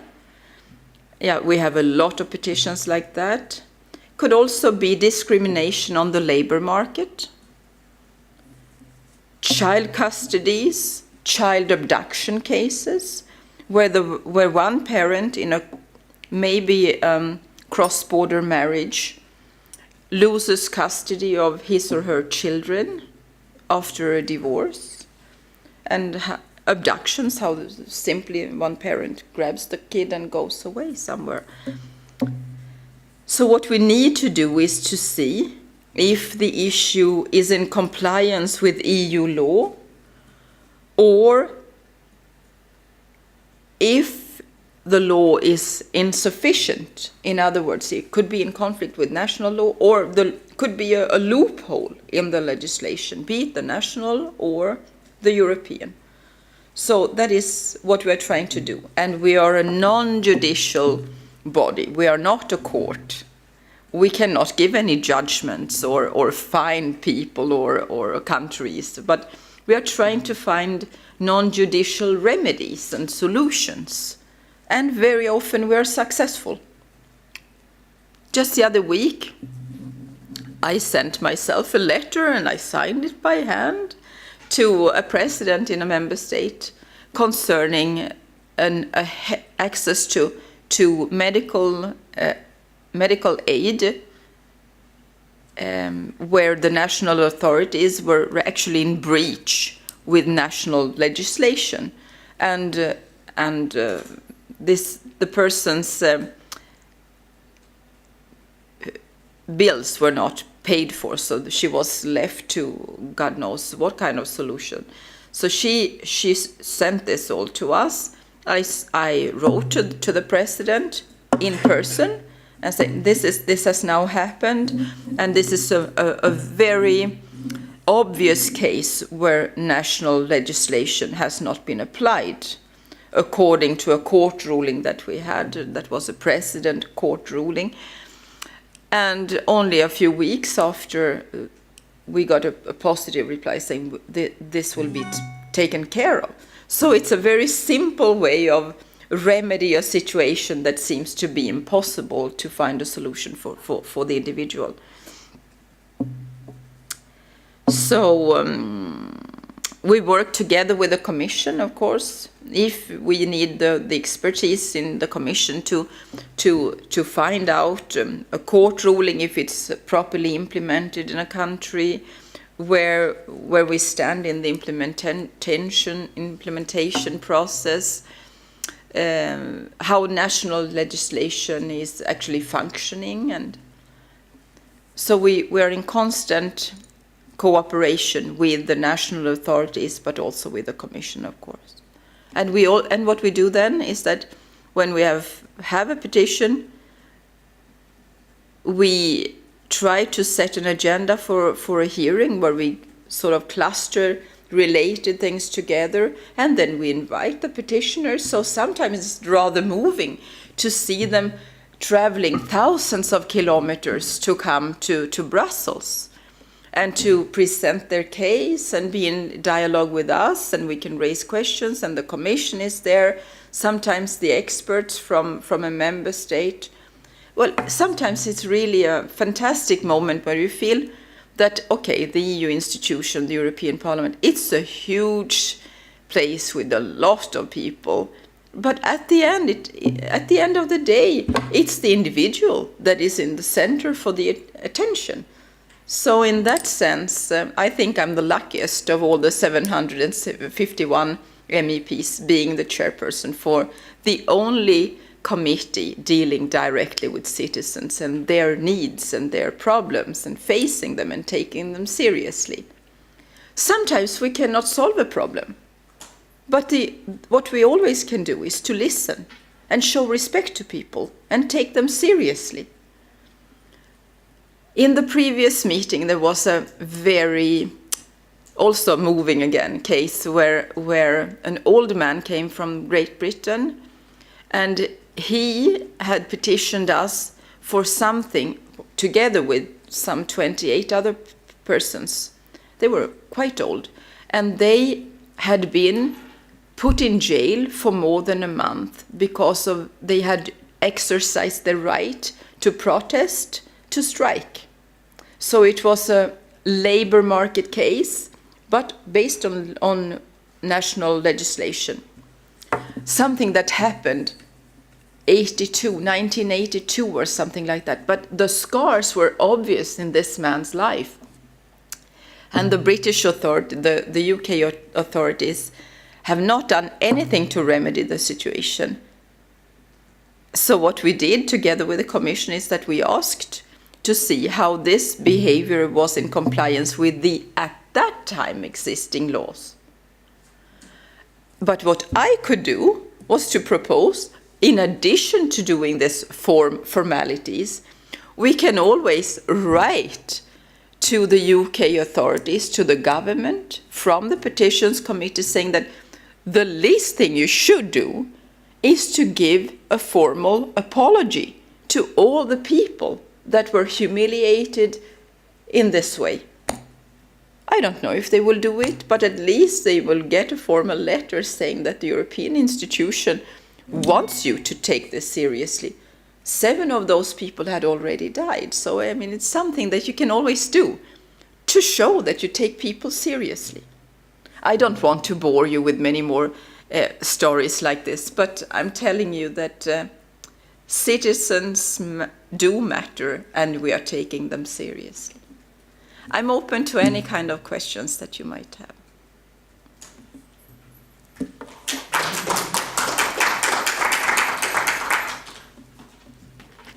Muchas gracias, Cecilia. Thank you very much. Thank you, Cecilia, for this very pragmatic approach, this very direct approach, clear words regarding the need to be close to citizens. I am now going to give the floor to Sophie Bernards. Giving me the floor, and I'm happy to take the floor just after Cecilia Wikström, because the program that I'm dealing with and the different initiatives I will be speaking about are very complementary to what you are doing, because our aim is as well to speak directly to citizens, listen to their concerns, see how we can address some concerns and explain better what the EU does. So, well, I'm in particular in charge of the Europe for Citizens program that you very nicely described when opening this session, but also of the citizens' dialogues that the Commission is now holding in the Member States since about 2 years. So I will speak about those initiatives. And I will build on what you said. Indeed, there are already many articles, many studies, many analyses that show and demonstrate that citizens feel that their voice doesn't count, that they are not heard, that the institutions are too distant from them. But there are also a number of initiatives in place that our institutions are putting in place, and when the citizens know about them, they feel that they are valuable. They receive a favorable welcome when they know about those initiatives, what we do to get closer to them. So really there is an effort to be made, I think, to inform better about the EU, about its policies, but also about the different mechanisms that exist to listen to the citizens and to speak to them. So what is also clear in many studies is that we need to provide information that is clear, that is simplified, and that's also another tool that the Commission is developing is see how we can improve our information tools and our information strategies, but I will not speak about that. That's not really my remit, but we probably there would be some colleagues you could invite about that as well. So no, I would like to focus first on the citizens' dialogues. So you probably know that President Juncker has taken a clear commitment to communication with citizens, and he has mentioned in all the mission letters to the vice presidents and to the commissioners that they had to participate in debates with citizens in the member states. And I will quote him. He said, "I want you all to be politically active in the member states and in dialogues with citizens by presenting and communicating our common agenda, listening to ideas and engaging with stakeholders." So that's in their letter of mission of all of them. So what we will do in the commissions is build on what we have done in the last 2 years when we organized between September 2012 and March 2014 51 citizens' dialogue throughout the EU. And actually we reached with this first wave of citizens' dialogue something like 17,000 citizens and another 105,000 via web streaming, via social media, etc. And some good press coverage. Of course, it could be better, and we are working on that, but I think it's a first step. And what I was saying when starting this presentation is that what we got, the feedback we got from the citizens that were participating in those debates is that they were quite positive. When they took part of it, they said, well, yes, it's useful. I have learned something. I better understand what you say. And they were encouraging us to continue. 9 out of 10, I think, were saying, yes, do more of those. So we will now start with the first dialogue with Vice President Dombrovskis in Riga on the 8th of January. So when the college will be there to launch the Latvian presidency, there will be a dialogue as well. And we will continue all over the year. So that's one initiative. Now I would like as well to speak about Youth for Citizens program, because that's the main reason why I think I've been invited to participate in this session. So the aim of this program is really to contribute to this aim of bringing the EU closer to citizens, to improve citizens' understanding of the Union, and to foster citizenship, improve the conditions for civic participation at Union level. And of course, this is complementary to all the actions done by the Parliament to improve the democratic participation. It's really complementary to actions for improving the representative democracy, but participative democracy, of course, is an important dimension as well. So we are working via 2 strands, 2 main objectives. One is to improve the remembrance. So it's to, we were discussing during the coffee that it was important for citizens to know better the history also in the other member states, that usually we are very limited to our own area. We know what, well, I know what happened in Belgium, Holland and France, and that's the only thing I was taught at school. But by discussing, by participating in this kind of meetings, by meeting people from Eastern Europe in particular, we start understanding what happened there as well, how they perceive now the Ukrainian crisis or others, and that's really one of the aims of this program, is to put people together and that they confront the different historical perspectives, that they start feeling what others could have felt, but vis-à-vis the same situations, the same events, but with very different understanding. The aim is not to have one common history that could be applied to all of us, but to have different perspectives of similar events and try to understand how it was felt by others. And I'm fully in agreement with what was saying Jonathan White. It's important to have different views. The idea is not to have one common history, one common identity. That would be that means that everybody thinks the same. It's on the value of this kind of program is to exchange views that could be conflicting, but with a view to start learning what the other thinks and what the other can bring. So that's one strand.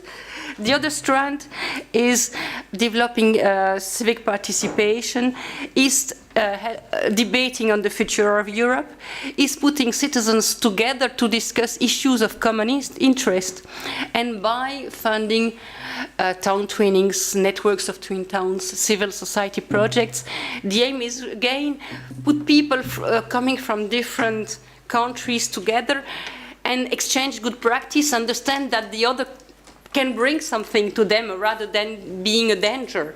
It's really, we had a good project of between Romania and Spain, for example, of where they discussed how could we better welcome Romas from Romania to Spain. Why are they moving in?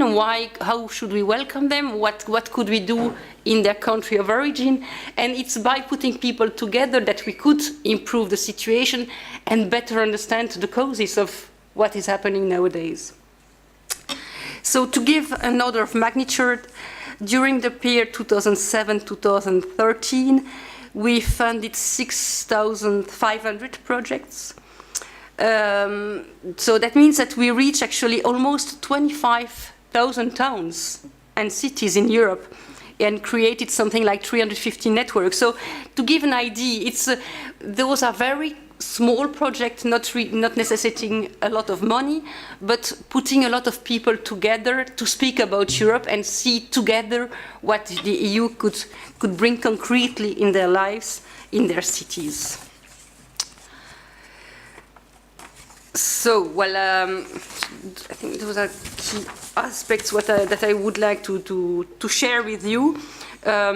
So I think, again, there are some initiatives. What we need now is to make them known, encourage people to participate in it, but also see how we can reach the ones that are neutral, the ones that are not so far in our networks, because speaking to people that are convinced, it's great because they support us, they like us. We are always happy to go in towns where we supported a project and where people are European and are feeling that we do a good job. But now we have also to go to the others, and that's another challenge. And of course, if you have ideas to help us reaching those, let us discuss it.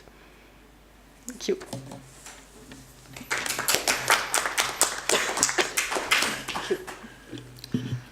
Gracias, Sophie.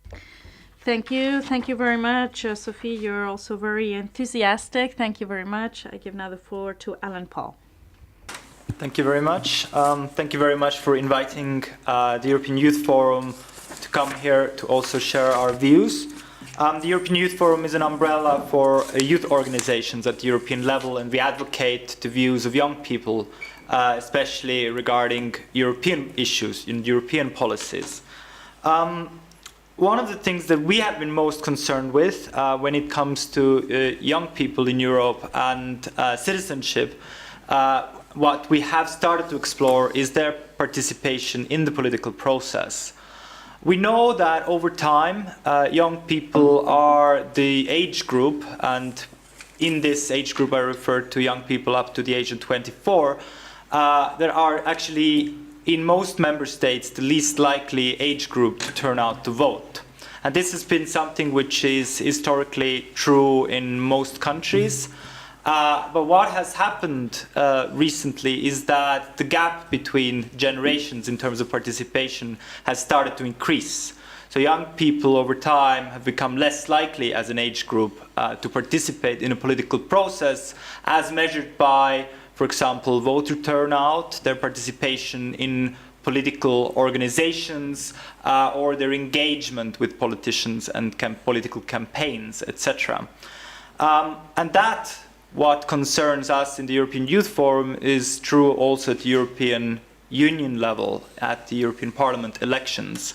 So in the recent elections, the age group until 24, only 28% of that age group on average voted, whereas it was much higher in total, around 41%. What we know as well is it's true in almost every single member state. There were only 3 countries that bucked the trend. They were Belgium and Luxembourg. Those countries have mandatory or compulsory voting, and the difference there was very small between age groups. And then there was Sweden. And Sweden was where there was a big difference, where young people were actually most likely to vote. So we have started to look into, so what does this tell us, this, as was referred to before as well, absenteeism from political decision-making. And voter turnout is just one measure where we see it manifested. And this is actually contrasted when it comes to the European issues by a number of studies, including the standard Eurostat surveys or the Eurobarometer surveys that look at the views of citizens towards the EU, where actually the same age group is most positive towards the European Union. They see themselves more likely as Europeans, and they also see value in being part of Europe. And they also see that Europe as a political entity has impact on their lives more likely than other age groups. So there is this kind of a disconnect between, let's say, these figures. So we started to look into what are the overall causes that young people do not participate. And there we see that it's very clearly linked with, well, we have to admit there is no European level elections, so to say. There's still quite national debates that happen. So it's very much still to do with how young people engage at their national level in general. So the problem when we want to fix the problem of political participation at the European level, we cannot do that without addressing the national level. And there we see what concerns young people is that they don't see that issues that are of their interest are being debated at the political level. So in the campaigns or in the promises being made to the electorate, young people are not being addressed.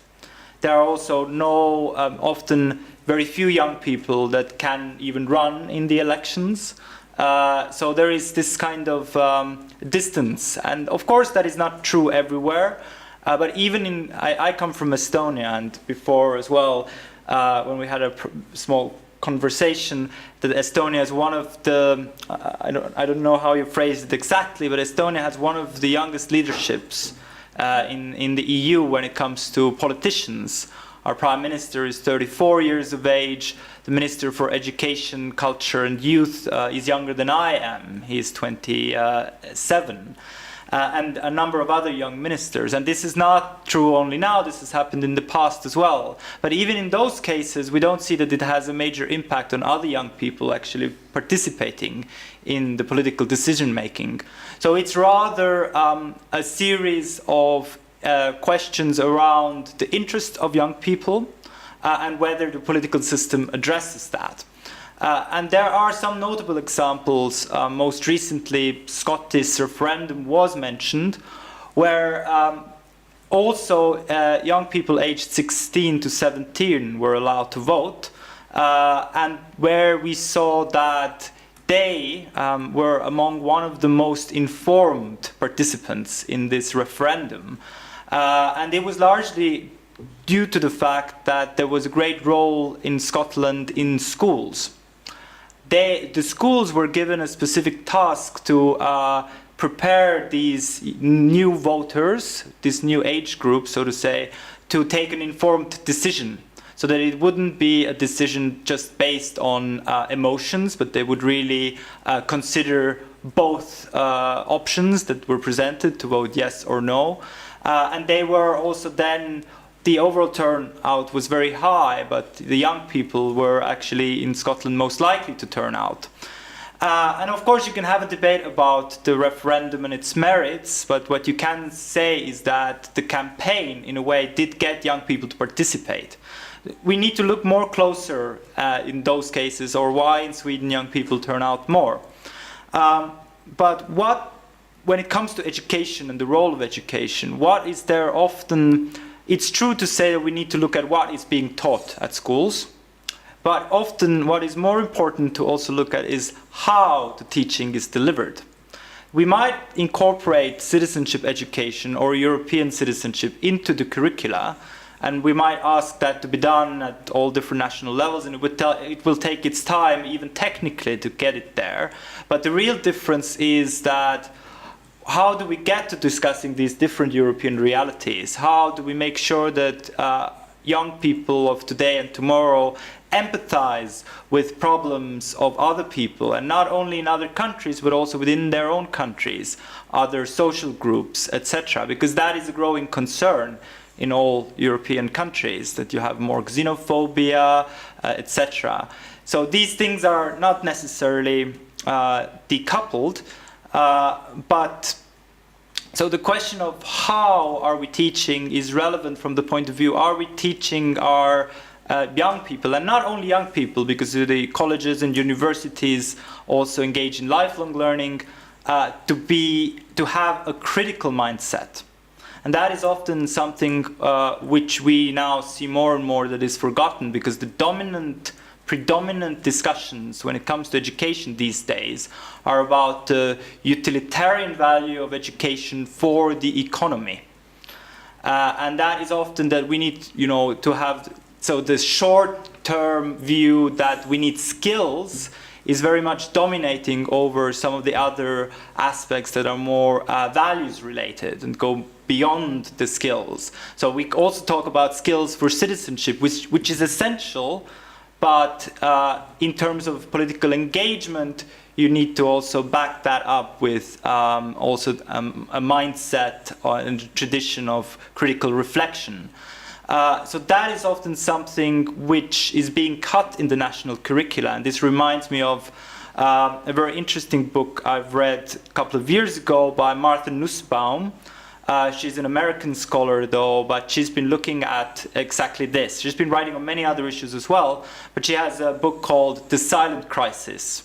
And she's saying that all across the world, this is happening quite silently, that arts and humanities are cut out as a result of education reform at all different levels of education. And this is exactly where a lot of this creativity and critical mindset is being developed, or was the tradition in many universities or schools.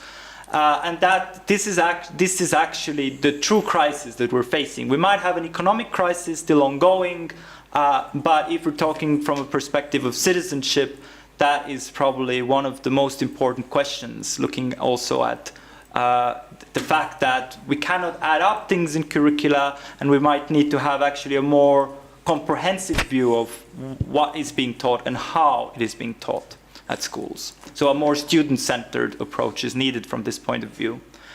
And the second question that or issue that I wanted to raise when it comes to Europe and why young people don't also participate, and that doesn't only apply to young people, is this question of, I was reading an interesting article recently on opendemocracy.net, which is a news website basically.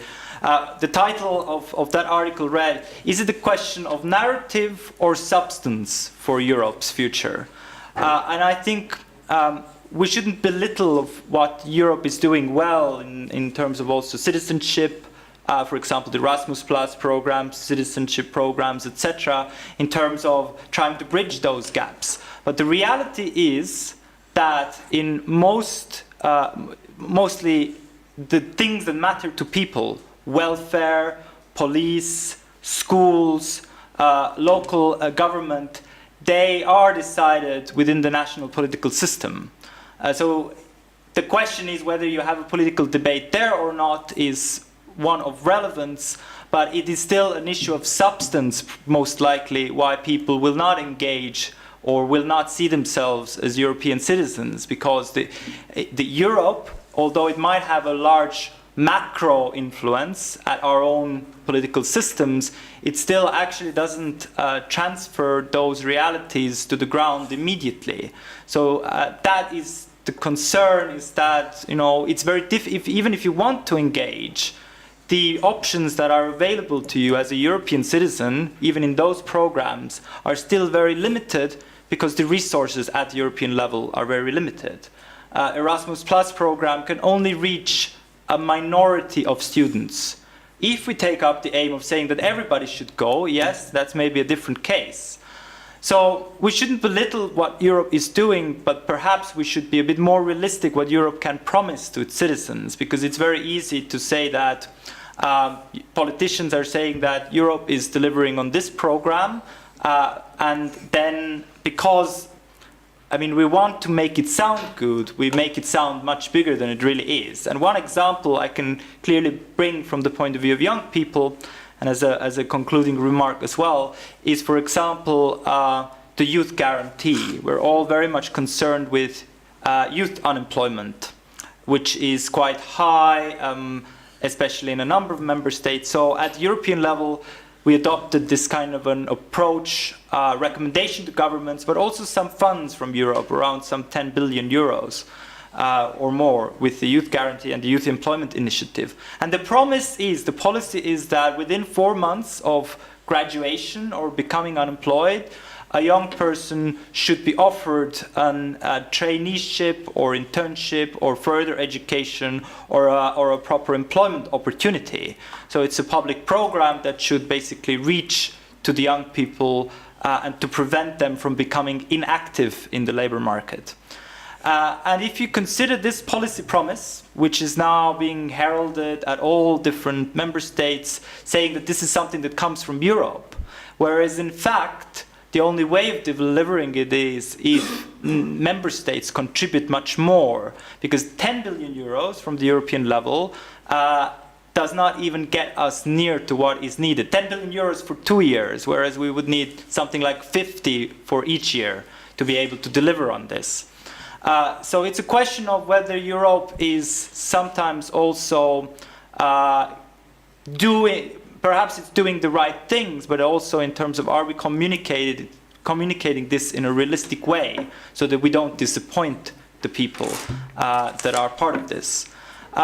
So there is, of course, this big political gap, and young people are seeing that as well. So although they see, they're the age group most likely to see that Europe has impact, they still know that whether they participate or not in the European elections, it's going to actually make a rather small difference. So I think we have to consider these very practical issues from citizens' point of view as well, when it comes to whether they would engage in a political discourse or not. And they will do that more likely if it directly addresses the issues. And most people probably will see that Europe cannot directly address their issues, perhaps indirectly, but there as well you have a big problem with decision making, that leaders gather in a room, they make decisions. Within the room they might all agree, and when they come out, regardless of what was their original position of negotiation and what the outcome was, each and every leader comes to their own government, their own parliament, their own citizens, saying that we won that debate. And they don't actually transfer the message which was commonly agreed. They're just saying that we won at the European level. So there's also a lot of misinformation and disinformation about the European level issues. So this is something what we need. It's not necessarily to only provide the basics about what the EU is and how it functions, but it's also important to talk really about the substantive policy issues and to see, I would very much agree, where the differences are, and to say that sometimes at the national level, well, not sometimes, but more often so, the political discourse is actually giving out information that is factually completely incorrect. And I think we need to very actively combat that. Thank you very much.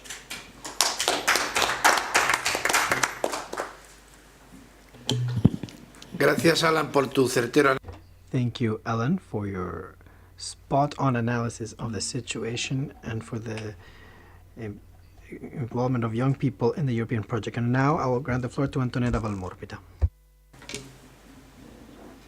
Yes, thank you. Also a small contribution on my side. I'm the Secretary General of ALDE, which is the European Association for Local Democracy, and we work mainly at that level of the participation, so at the community level, and how to facilitate the work and the engagement of citizens in decision-making processes together with the local authorities. And we are a European organization with, as members, local authorities and associations. And by working at the local level with throughout Europe, because we have members from all the EU member states, we realize, as you in this room, that citizenship is a set of rules, and that is very important at the end of the day. So our daily life is also based on a set of, rights and possibilities, which sometimes we are not so much aware when they are there, but when they miss, then you realize that they are important. I'm talking about health, I'm talking about education, I'm talking about the right to access to information. But citizenship, and in the meeting of today, this European citizenship is also a question of perception, a question of how we imagine our life and our, future. And it's a combination of reality and thoughts.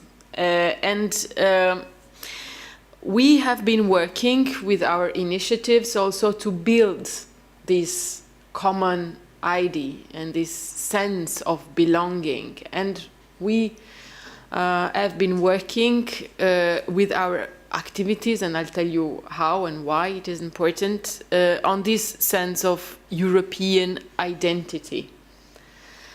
I think that we mentioned that earlier, and I've expressed that also several times this week. We are far from this common identity. I think that what will be our achievement in building the European citizenship or European identity would be to create this sense of common destiny. So Europe being una comunità di destino, So we all share a common destiny, economic, security, and political and social. So our aim is to achieve this comunità di destino. I prefer the word in Italian than in English.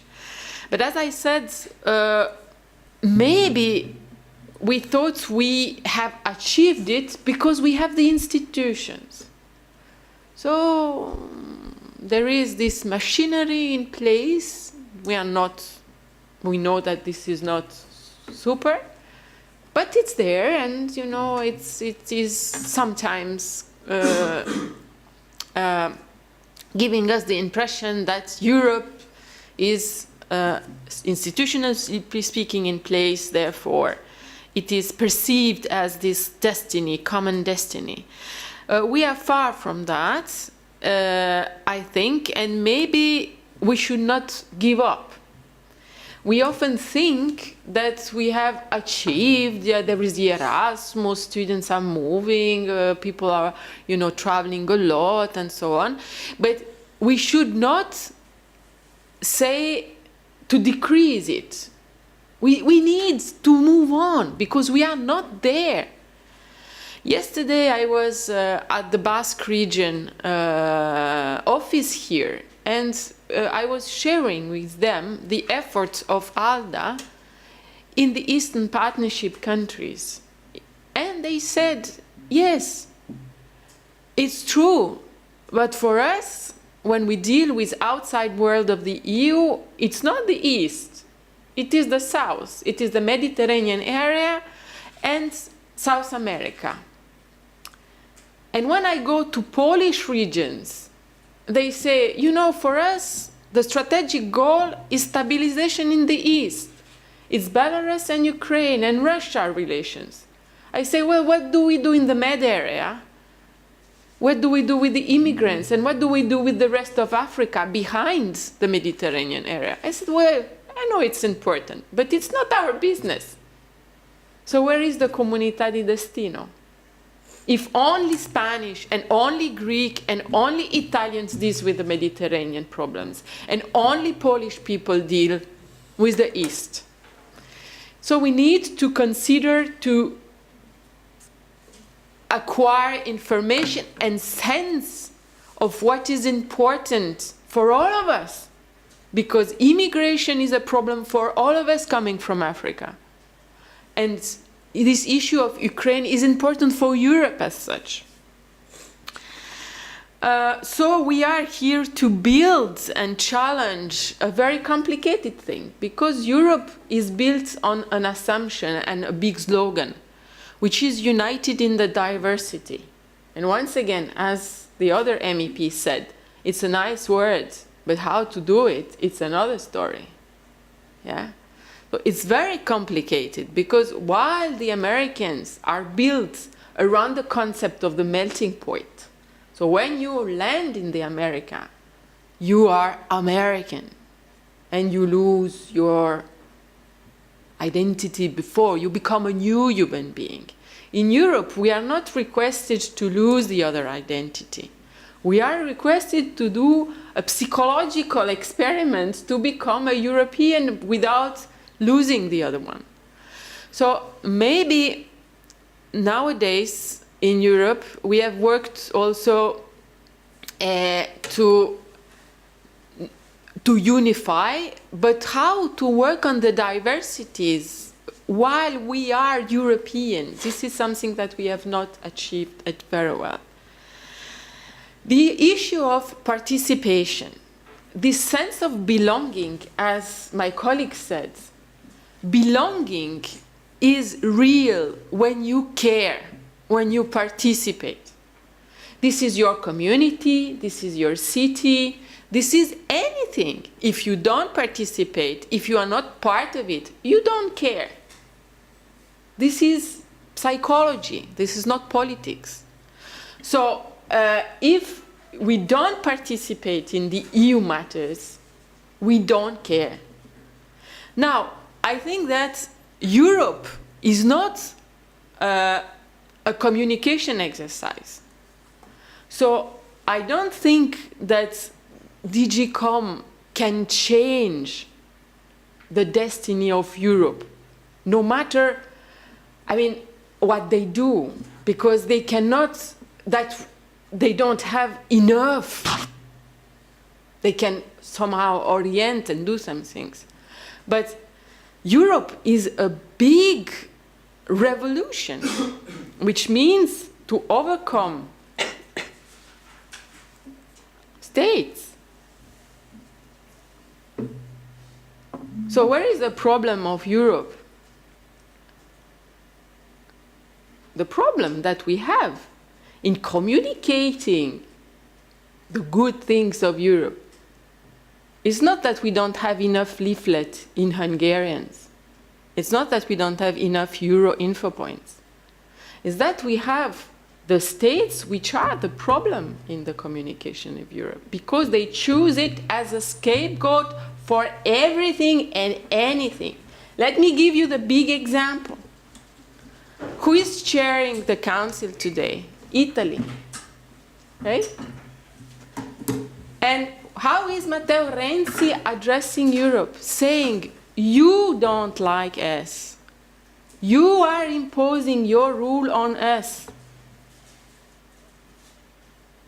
He is the president of the council. So who is he and who is them?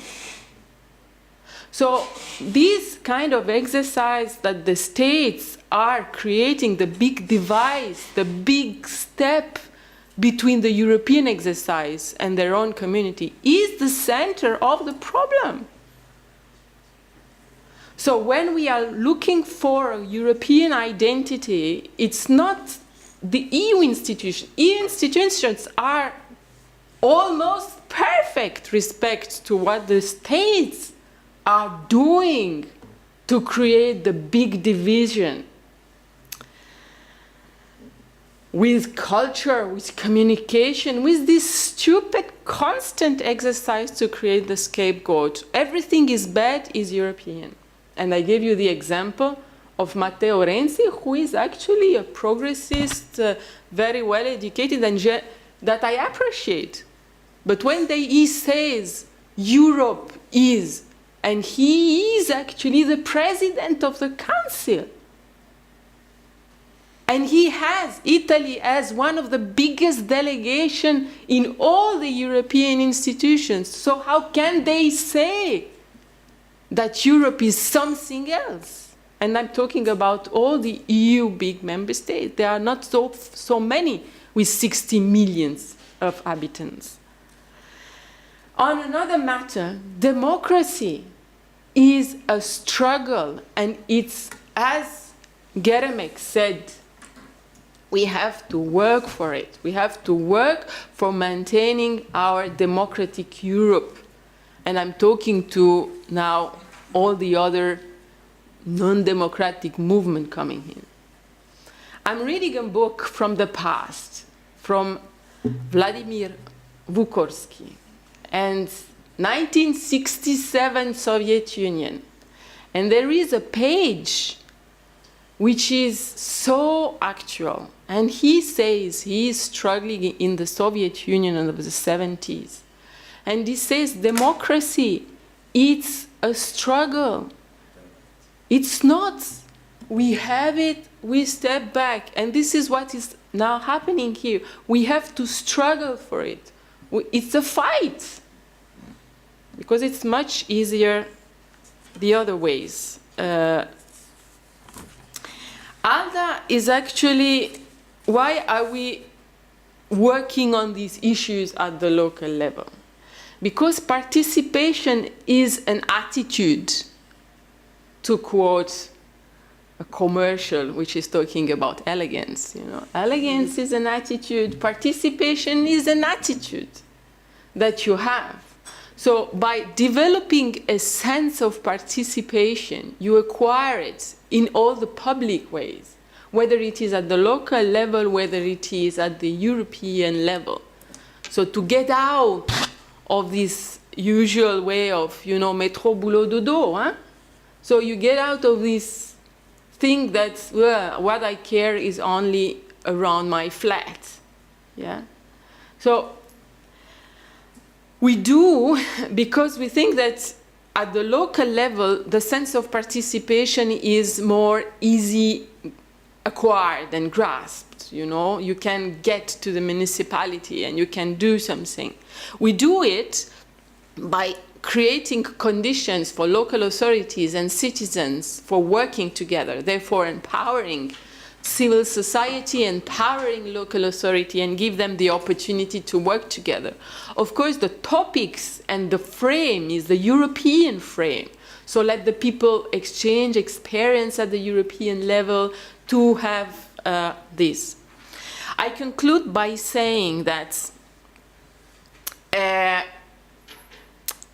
this issue of participation, which is both local and also at the European level, not to forget that the sense of participation is also now enshrined in the treaties. Not to mention the Article 11 of the Lisbon Treaty, which mentions the needs of citizens being involved. This is also all the, you know, this article is linking all of us, Europe for citizens, and all the parliaments and so on. So participation, both at the local level and at the EU level, needs investments. It needs instruments from both sides. It means that participation and dialogue with citizens implies capable citizens, aware and capable and coalized citizens, and it means possibilities on the other side to listen, but not only to listen, but also to digest and accept the participation. First, let me give you an example what I mean by that. 7 years ago, so the other start of the programming periods, as you know, we live in programming periods. Yeah? So we were testing the citizens panel exercise together with Europe for Citizens. We discussed a lot about this citizens panel methodology. And we tested a citizens panel, which is the possibility to give ordinary citizens the facilitation and to engage them in decision-making processes. And we did it in Cyprus with our partners there. And as it always happens in Cyprus, no matter you do, you go back to the question of the Cyprus issue, you know, what do you do? So we organized citizens panels in Cyprus, and they said, we are happy to participate. What do you do with our words? What do you do with our participation? Because they said, we are happy to participate, but what do you do?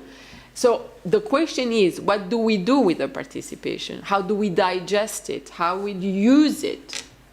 So on the other side of the line, we also need to have clear rules to accept the participation. So to conclude, I think that this European adventure needs to be completed both at the institutional level, which sooner or later we come to the point. Yeah? Which roads do we choose?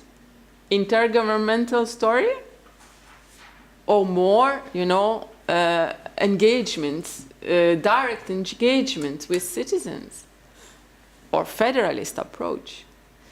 And the other issue, while we are engaging in a big institutional adventure, I think that Europe, and that was the conclusion of the meeting we had on the 5th of December, Sophie, Europe can have a lead in this new concept of citizens' participation towards institutions. How do we deal with this direct, you know, participatory democracy? And this is something that ALDE is very much working on. Thank you.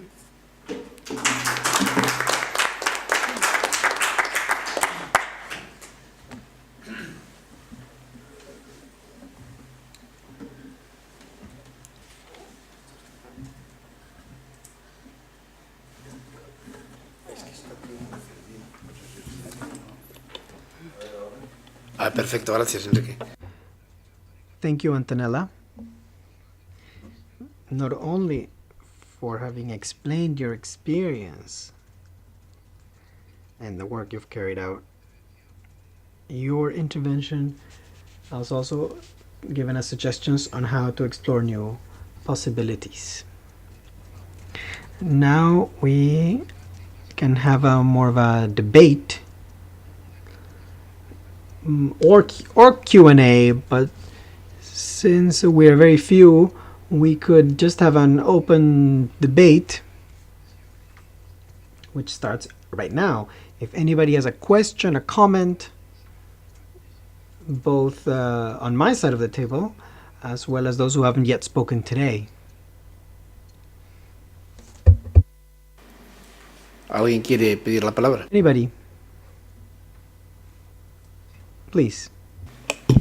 Hi, good morning, everyone.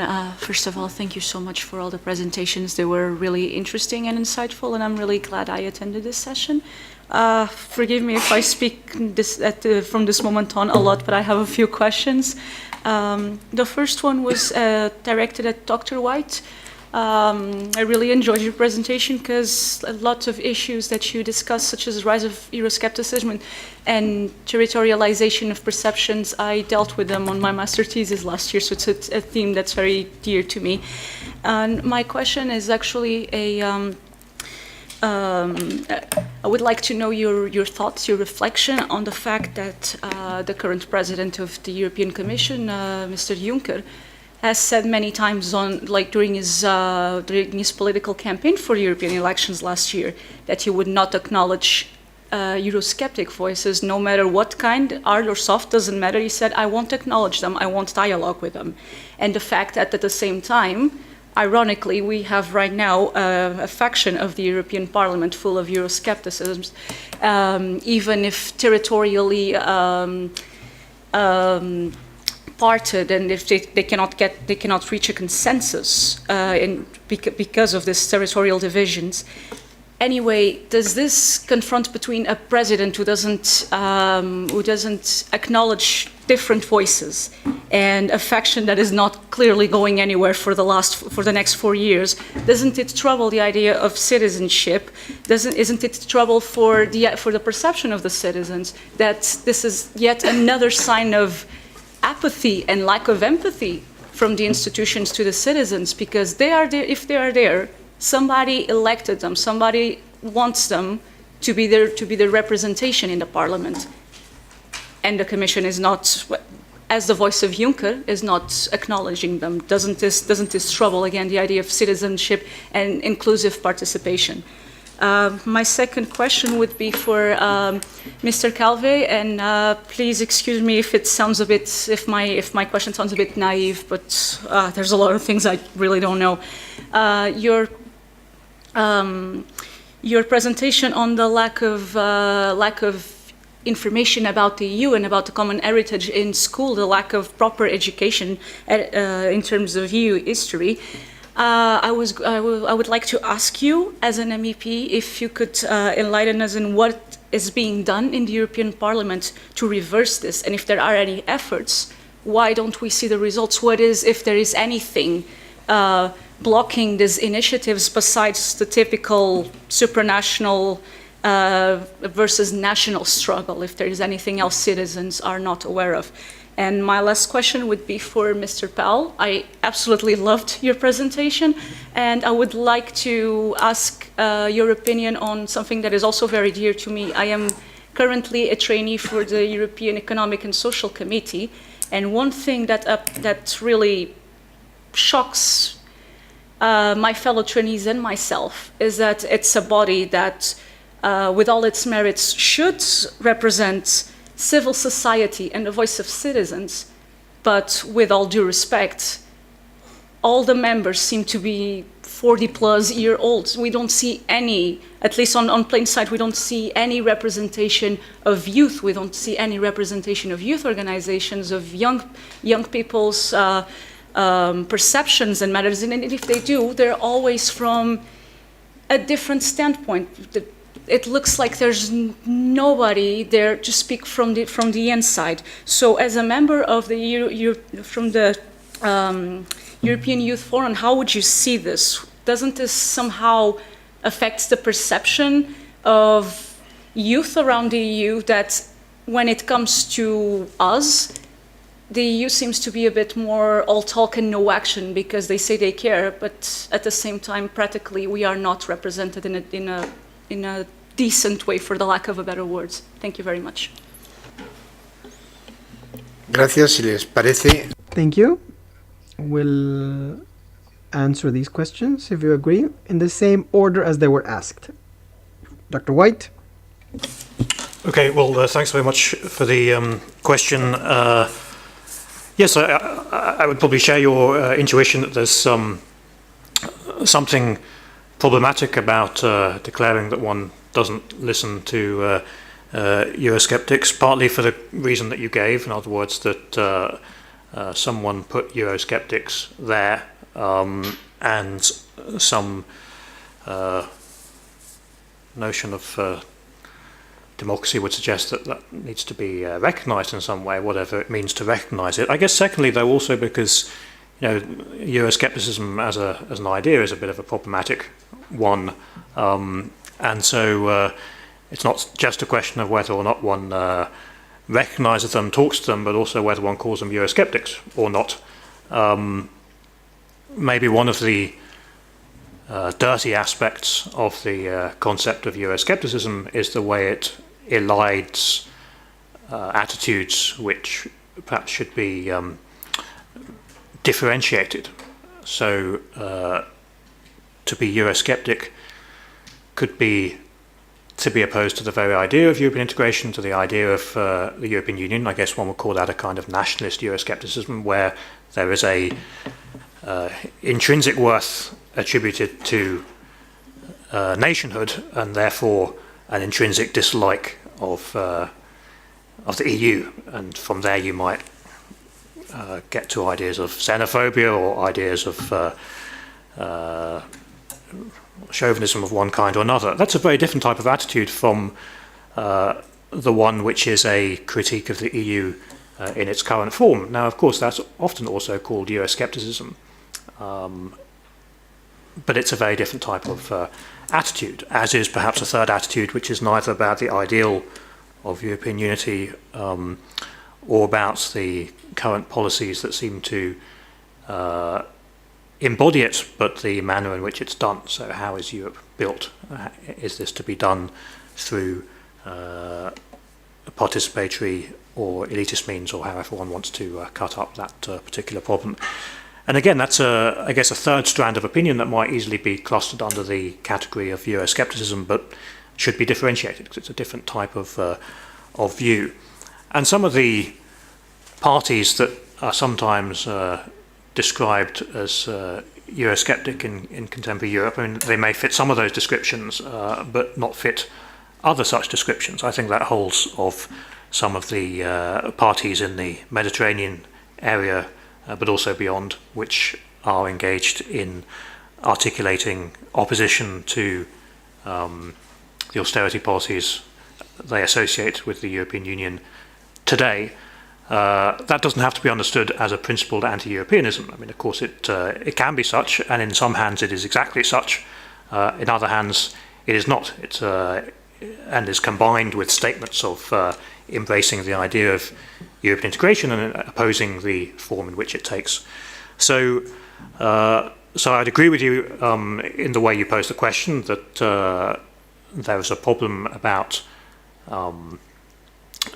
rejecting the democratic credentials of parties, however dislikable some of them may be. Simply to turn away is perhaps itself a problem, but also to cluster them in such a fashion that one doesn't differentiate between these different types of disposition towards Europe and puts them all under the common heading of Euroscepticism. I think that's also one to watch out for. I think that's problematic. Gracias, Enrique. Thank you, Enrique. Please. Thank you, Chairman. I will answer in my poor English just to facilitate the understanding of the lady. One short idea about the first point anyway, is about Euroscepticism. It's true that they are very different, but some of them are very dishonest, because what they have to tell us is which is the model they defend. Okay, this is bad, what do you defend? Some simply say, okay, that's honest, I prefer what was before. Different nations with treaty or not. But not so few. Many of them, but there are few, many of the Eurosceptics now are only frivolous and demagogical approaches to earn some electoral gain. They have no an alternative model, or they don't dare to have them. I think this, we have to demand them, okay, we are doing things not too good or even very bad, but what is your model? What are you going to fight for?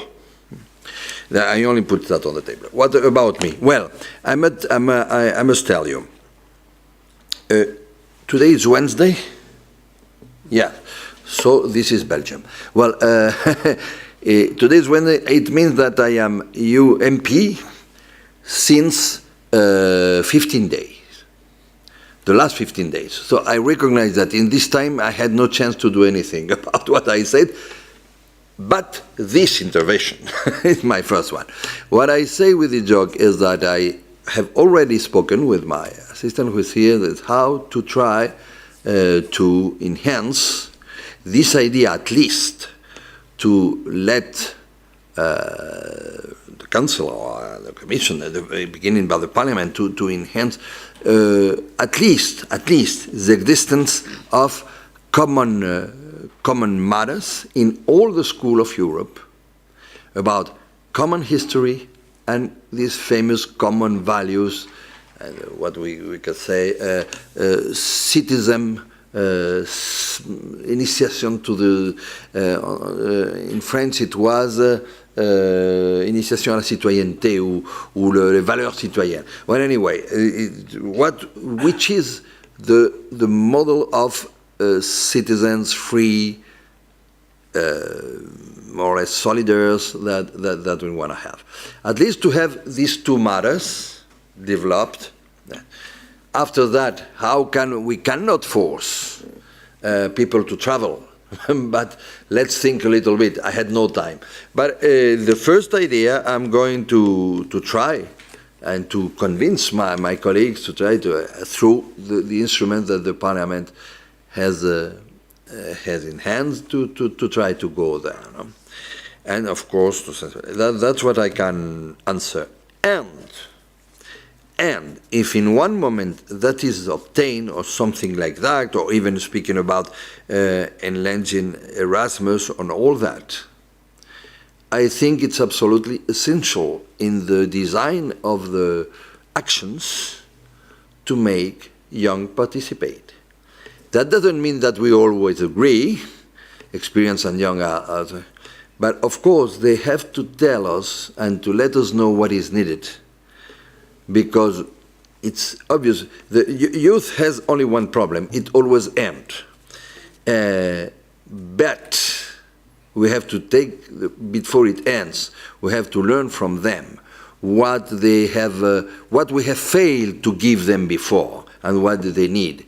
So it seemed to me, you know, I believe in the social, in the European social model and the participation of everyone, particularly the active participation of everyone that can afford good things and provide knowledge that I cannot have because I am too old, for instance, and I knew other systems of education. So I also fight to take into account formally, to take into account what the young has to say. Of course, that doesn't mean that I let them rule. We are the MP, but we have it's evident because the future of Europe is going to be built on people that has today between, of course, the large future and people this is born in today, but people that has today between, let's say, 18 and 28. Of course, we have to hear them. What they lacked before, what they would like. Maybe they can say, well, your idea of having this common matter is no good, but tell me why. And this is but for the moment, I'm going to fight for them. If you convince me that it's not good, we'll find other manners. Thank you. Gracias, Enrique. Alan, Paul. Thank you very much, Enrique. Alan, Paul. Thank you very much. I'll try to be really quick. You often hear being said that young people are the future, which is of course true, but also young people are here presently. So our aim, of course, is to make sure that young people's voices are heard in the political process. And for example, with the European Parliament, we've been working, they have intergroups as well. So we've been working with the youth intergroup. We know that right now, tomorrow, the group presidents are going to decide on the next intergroups. Youth seems to be a next intergroup also in this legislature. So we need to have different mechanisms of making sure that we include the perspective of young people. And that doesn't necessarily mean that you need to have young people within the structures. Of course, I think younger people, they have different views, fresh ideas, they have a different historical baggage, so to say, and they bring different perspectives to a body. So I think that it's important to have them as well. But our message is that it shouldn't be only young people dealing with issues that affect young people, and that also goes to, of course, any other age group or any other social group, so to say. So I think it's really important to realize that. But when it comes to some of the other European bodies as well, and you were mentioning the ESC, it's not only a question of one group or another, but it's also a question of powers, I think, of the institutions. And you can clearly see that the consultative bodies, they just receive less attention.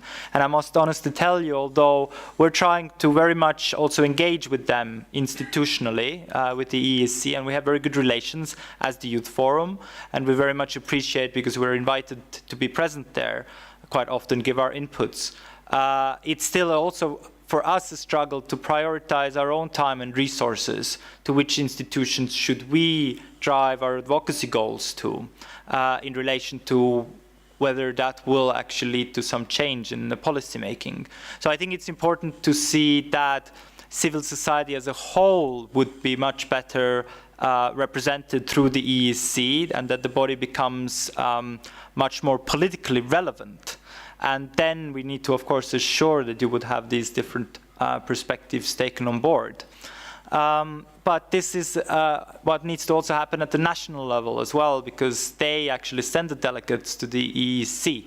So it's the trade unions and the industry and the civil society, and also within those structures is difficult for young people to access as well. So you have a number of interrelated issues. I hope that I've managed to answer a bit of your question. We can talk later on as well.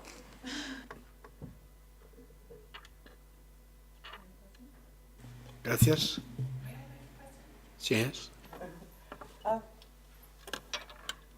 Here? Yes.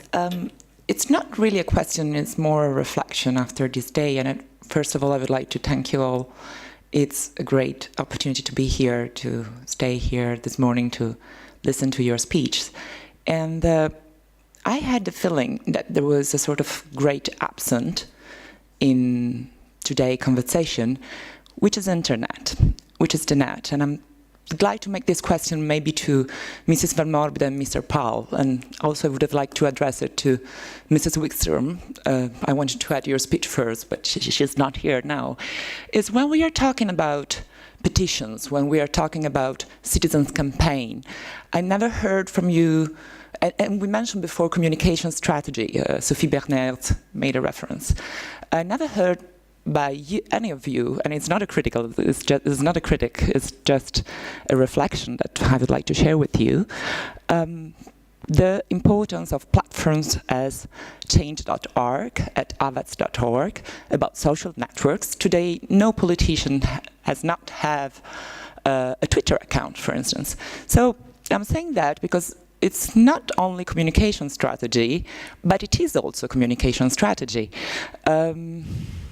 I mean, and I fail myself also, maybe because there's not so many people here listening to your words. So I'm putting myself together. So maybe the point could be also, how are we really communicating this idea of European citizenship and values, and not skills, as you say before, Mr. Paul, talking about education. And the powerful instrument that we have, are we really using it within Europe and within European Union in general? And this is the first thing that I wanted to ask and to invite you to talk about, especially upon your practice, on your experience with your organizations. And the second question, and another time is more a reflection, is to Professor Butterwick and MEP Nart, who is not here, but we'll meet him at lunch. We started before, during the coffee break, a little conversation about the different interpretation of the word patriotism. And I think this is a very good point to address, because according to your speech and what you said before, patriotism is in a way a root of the idea of citizenship relating to these union, Polish-Lithuanian union coming from the Middle Age to the Renaissance until 19th century. And on the other hand, Deputy Javier Nart he used the word patriotism as something, I wouldn't say negative, but something to be distanced from, like to a sort of opposition between citizenship and patriotism. So the question is probably very rhetoric, and I'm already apologize about that. But if we do not agree about interpretation of basic words such as these, how could we ever find an agreement on how European citizens should be read and achieved in a way? Because this is an open question. This conference is opening, start with a question, which is what is precisely the meaning of being a European citizen today? And of course, I'm not so much utopistic to think that this conference can actually completely answer to that, but I think there were many questions that have been raised, and maybe I would like to invite you to talk about this as well. Thank you. Gracias. Doy primero la palabra al profesor. I'll give the floor first to Professor Butterwick, and then we will go on to dwell on the network and the web, the first aspect, because all other panelists can answer to that. So first, the second aspect for Richard Butterwick, please. Thank you very much for raising this question. Patriotism, people have been sort of criticizing patriotism, certainly in the English-speaking world since the 18th century. Famous quotation of Dr. Johnson that patriotism is the last refuge of the scoundrel. Comes from disenchantment with politicians who put on the mask of the patriot in order to pursue their own private and particular interests. I don't think Dr. Johnson was sort of, or others were criticizing patriotism as such. Patriotism, I understand that particularly from certain perspectives, patriotism seems to be a word that is one of the most abused words in the political lexicon. But it is not, of course, the only abused word in the political lexicon. Tolerance, for example, is very frequently abused to the extent that it can mean everything and nothing. Patriotism is effectively amor patriae, love of one's country, which therefore inspires people to make sacrifices that go beyond their own rationally calculated private interests, or even some sort of calculation that yes, it's in our common interest to bound together for certain things. It is something that sort of goes deep to a sort of a love of home, a love of one's own, that therefore means that you can sort of commit to some sort of common good. The question is what actually is the patria in that case? Is it your village? Is it your region? Is it your nation? Is it the continent as a whole? Is it the planet as a whole? All potentially could come under the concept of the patria. On the whole, you could say that the closer you get to home, the stronger the attachment. But it remains a fact that the nation remains extremely tenacious. There's no sign that attachment to nations and nation states has got significantly less in Europe in the last few decades. And if I might also respond to the previous questioner, to refuse to enter into dialogue with those who are elected to represent a particular national cause, to those who claim to be patriots at the national level, is a mistake. Here I'd like to sort of engage a little with Jonathan White. I agree with him that real political choices, the opportunity to engage in political conflict within peaceful and legal bounds, obviously, is one of the things that can actually energize citizenship. I believe that patriotism and citizenship are very much two sides of the same coin.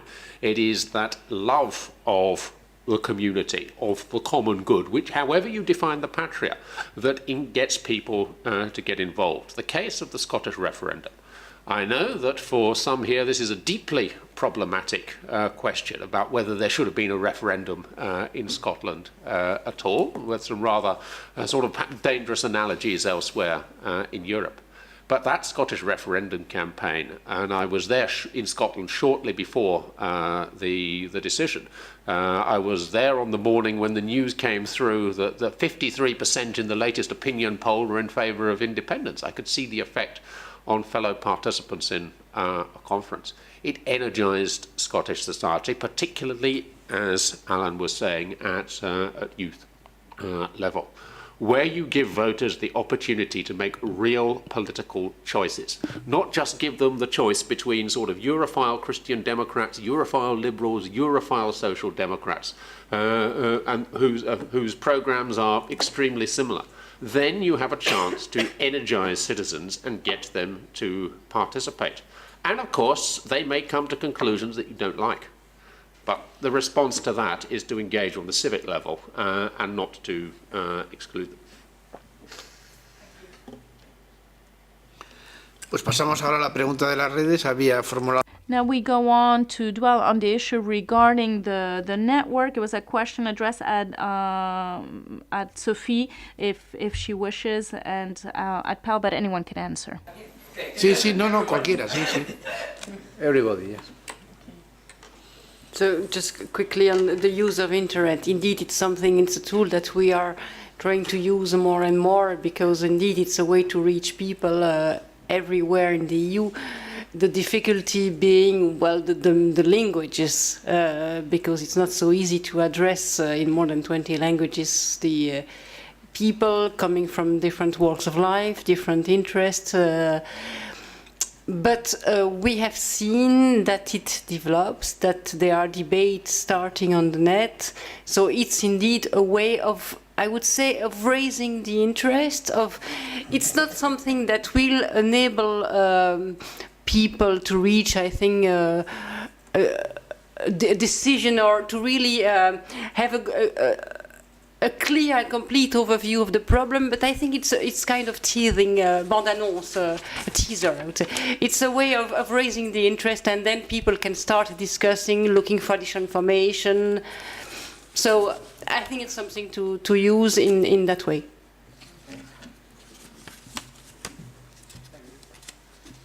Alan.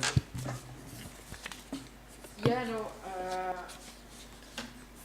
I think maybe the fact that we did not mention as such is that it is so much there that it's part of the instruments that we use, and I think that the fact that we, as again, the only thing that I would say is that it's not a new element anymore. So it is a way to liaise with and inform and engage. So much present today that I don't know. I mean, yeah, it's a great opportunity, and we use it as much as possible. Yes, of course, the internet is already a well-established tool, especially among young people, as we all know. But there is a question of whether it's again, how do we use that?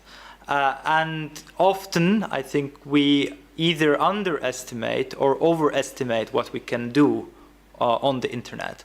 And often the overestimation relates to the use of social networks, because now, I mean, it's a new development, of course, but what often happens, and there are also now some sociological studies into this as well, that are saying that whereas in normal circumstances people group themselves with, more likely with people who are likely to agree with them or from the same social background.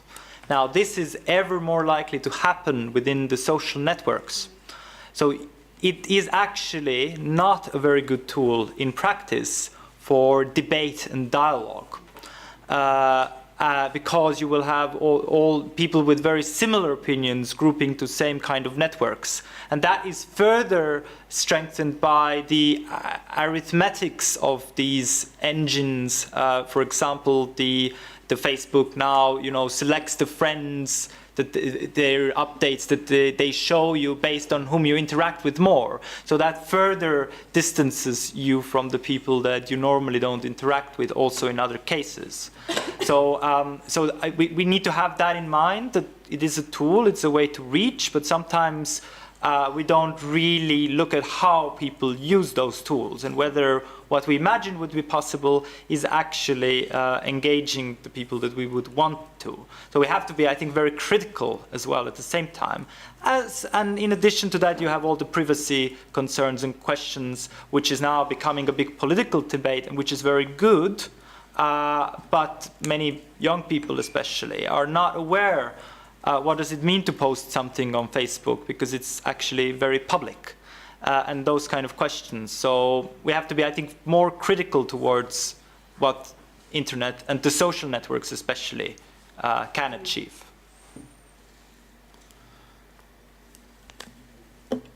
Muy bien, muchas gracias. Yo no sé si es el momento ya. Thank you very much. I think we need to go on to the conclusions, and we will have the possibility to share more ideas during lunch. My first conclusion, or the first thing I would like to say, is that I would like to thank all our speakers here today. Thank you for your contribution. Also, I would like to thank those that have come to listen to you throughout the morning. I think the debate has been very rich, very fruitful, very interesting, and at the same time, it generates an ongoing debate. We cannot really reach a conclusion and say, well, now we've reached this point of view and this is it, the end of the debate. No, it's an open debate, an ongoing debate.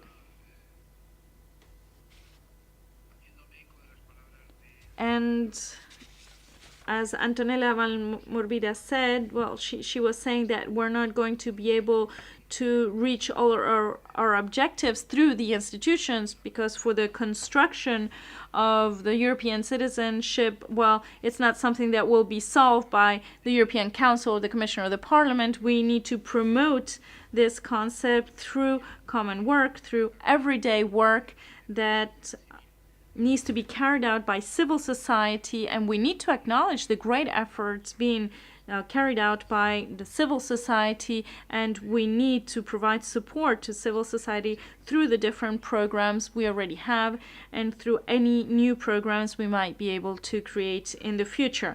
I think that it is essential that this idea of European citizenship, this idea needs to be brought closer to the youth.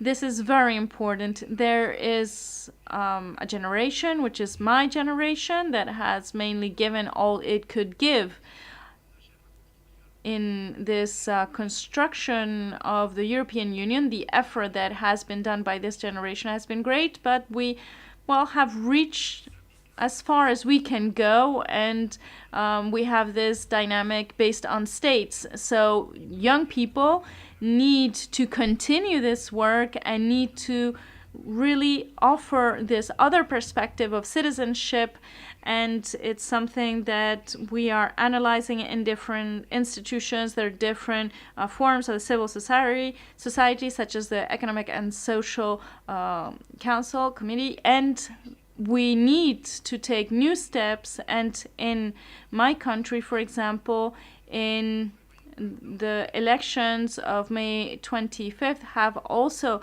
brought about generational change. So we see it in the leadership of the different parties. Even we have a new king.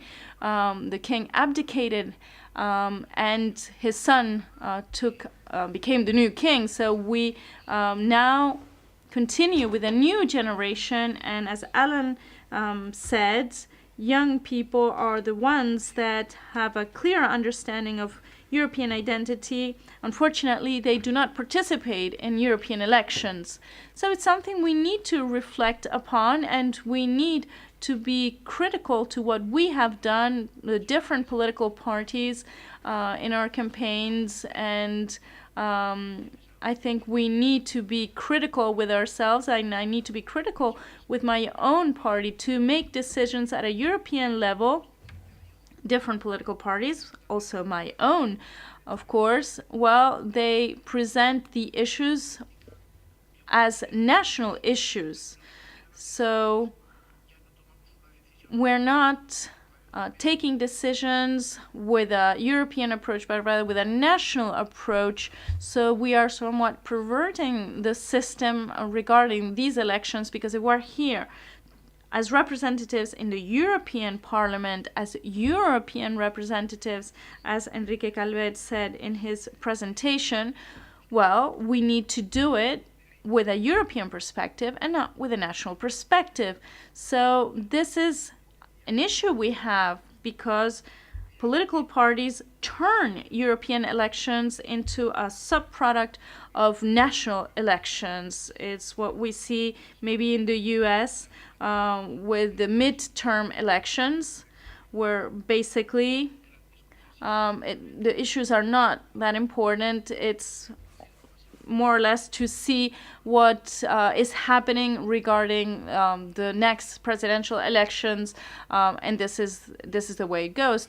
It's sort of like a great survey. So we need to promote common values, and we're not doing this, and we see that there's this distance in this conflict that has been mentioned, that in a sense it reminds me of the historian Tobin when he said that civilizations also need to address specific challenges, and if they're able to overcome them, a civilization can continue, can progress towards the future, can continue existing. So this is maybe something we need to analyze here in the European Parliament, and I think that very humbly we have contributed in that process. We have identified the issues, the problems, the challenges, and in some way we try to promote conditions and that will allow us to overcome these challenges. I hope we have humbly been able to contribute to that process, and in this way we have been able to meet the objectives we had set for ourselves. In my work as an MEP, I am convinced that this has been the case, and that this conference has been extremely interesting. I hope it has also been interesting for you. Thank you very much.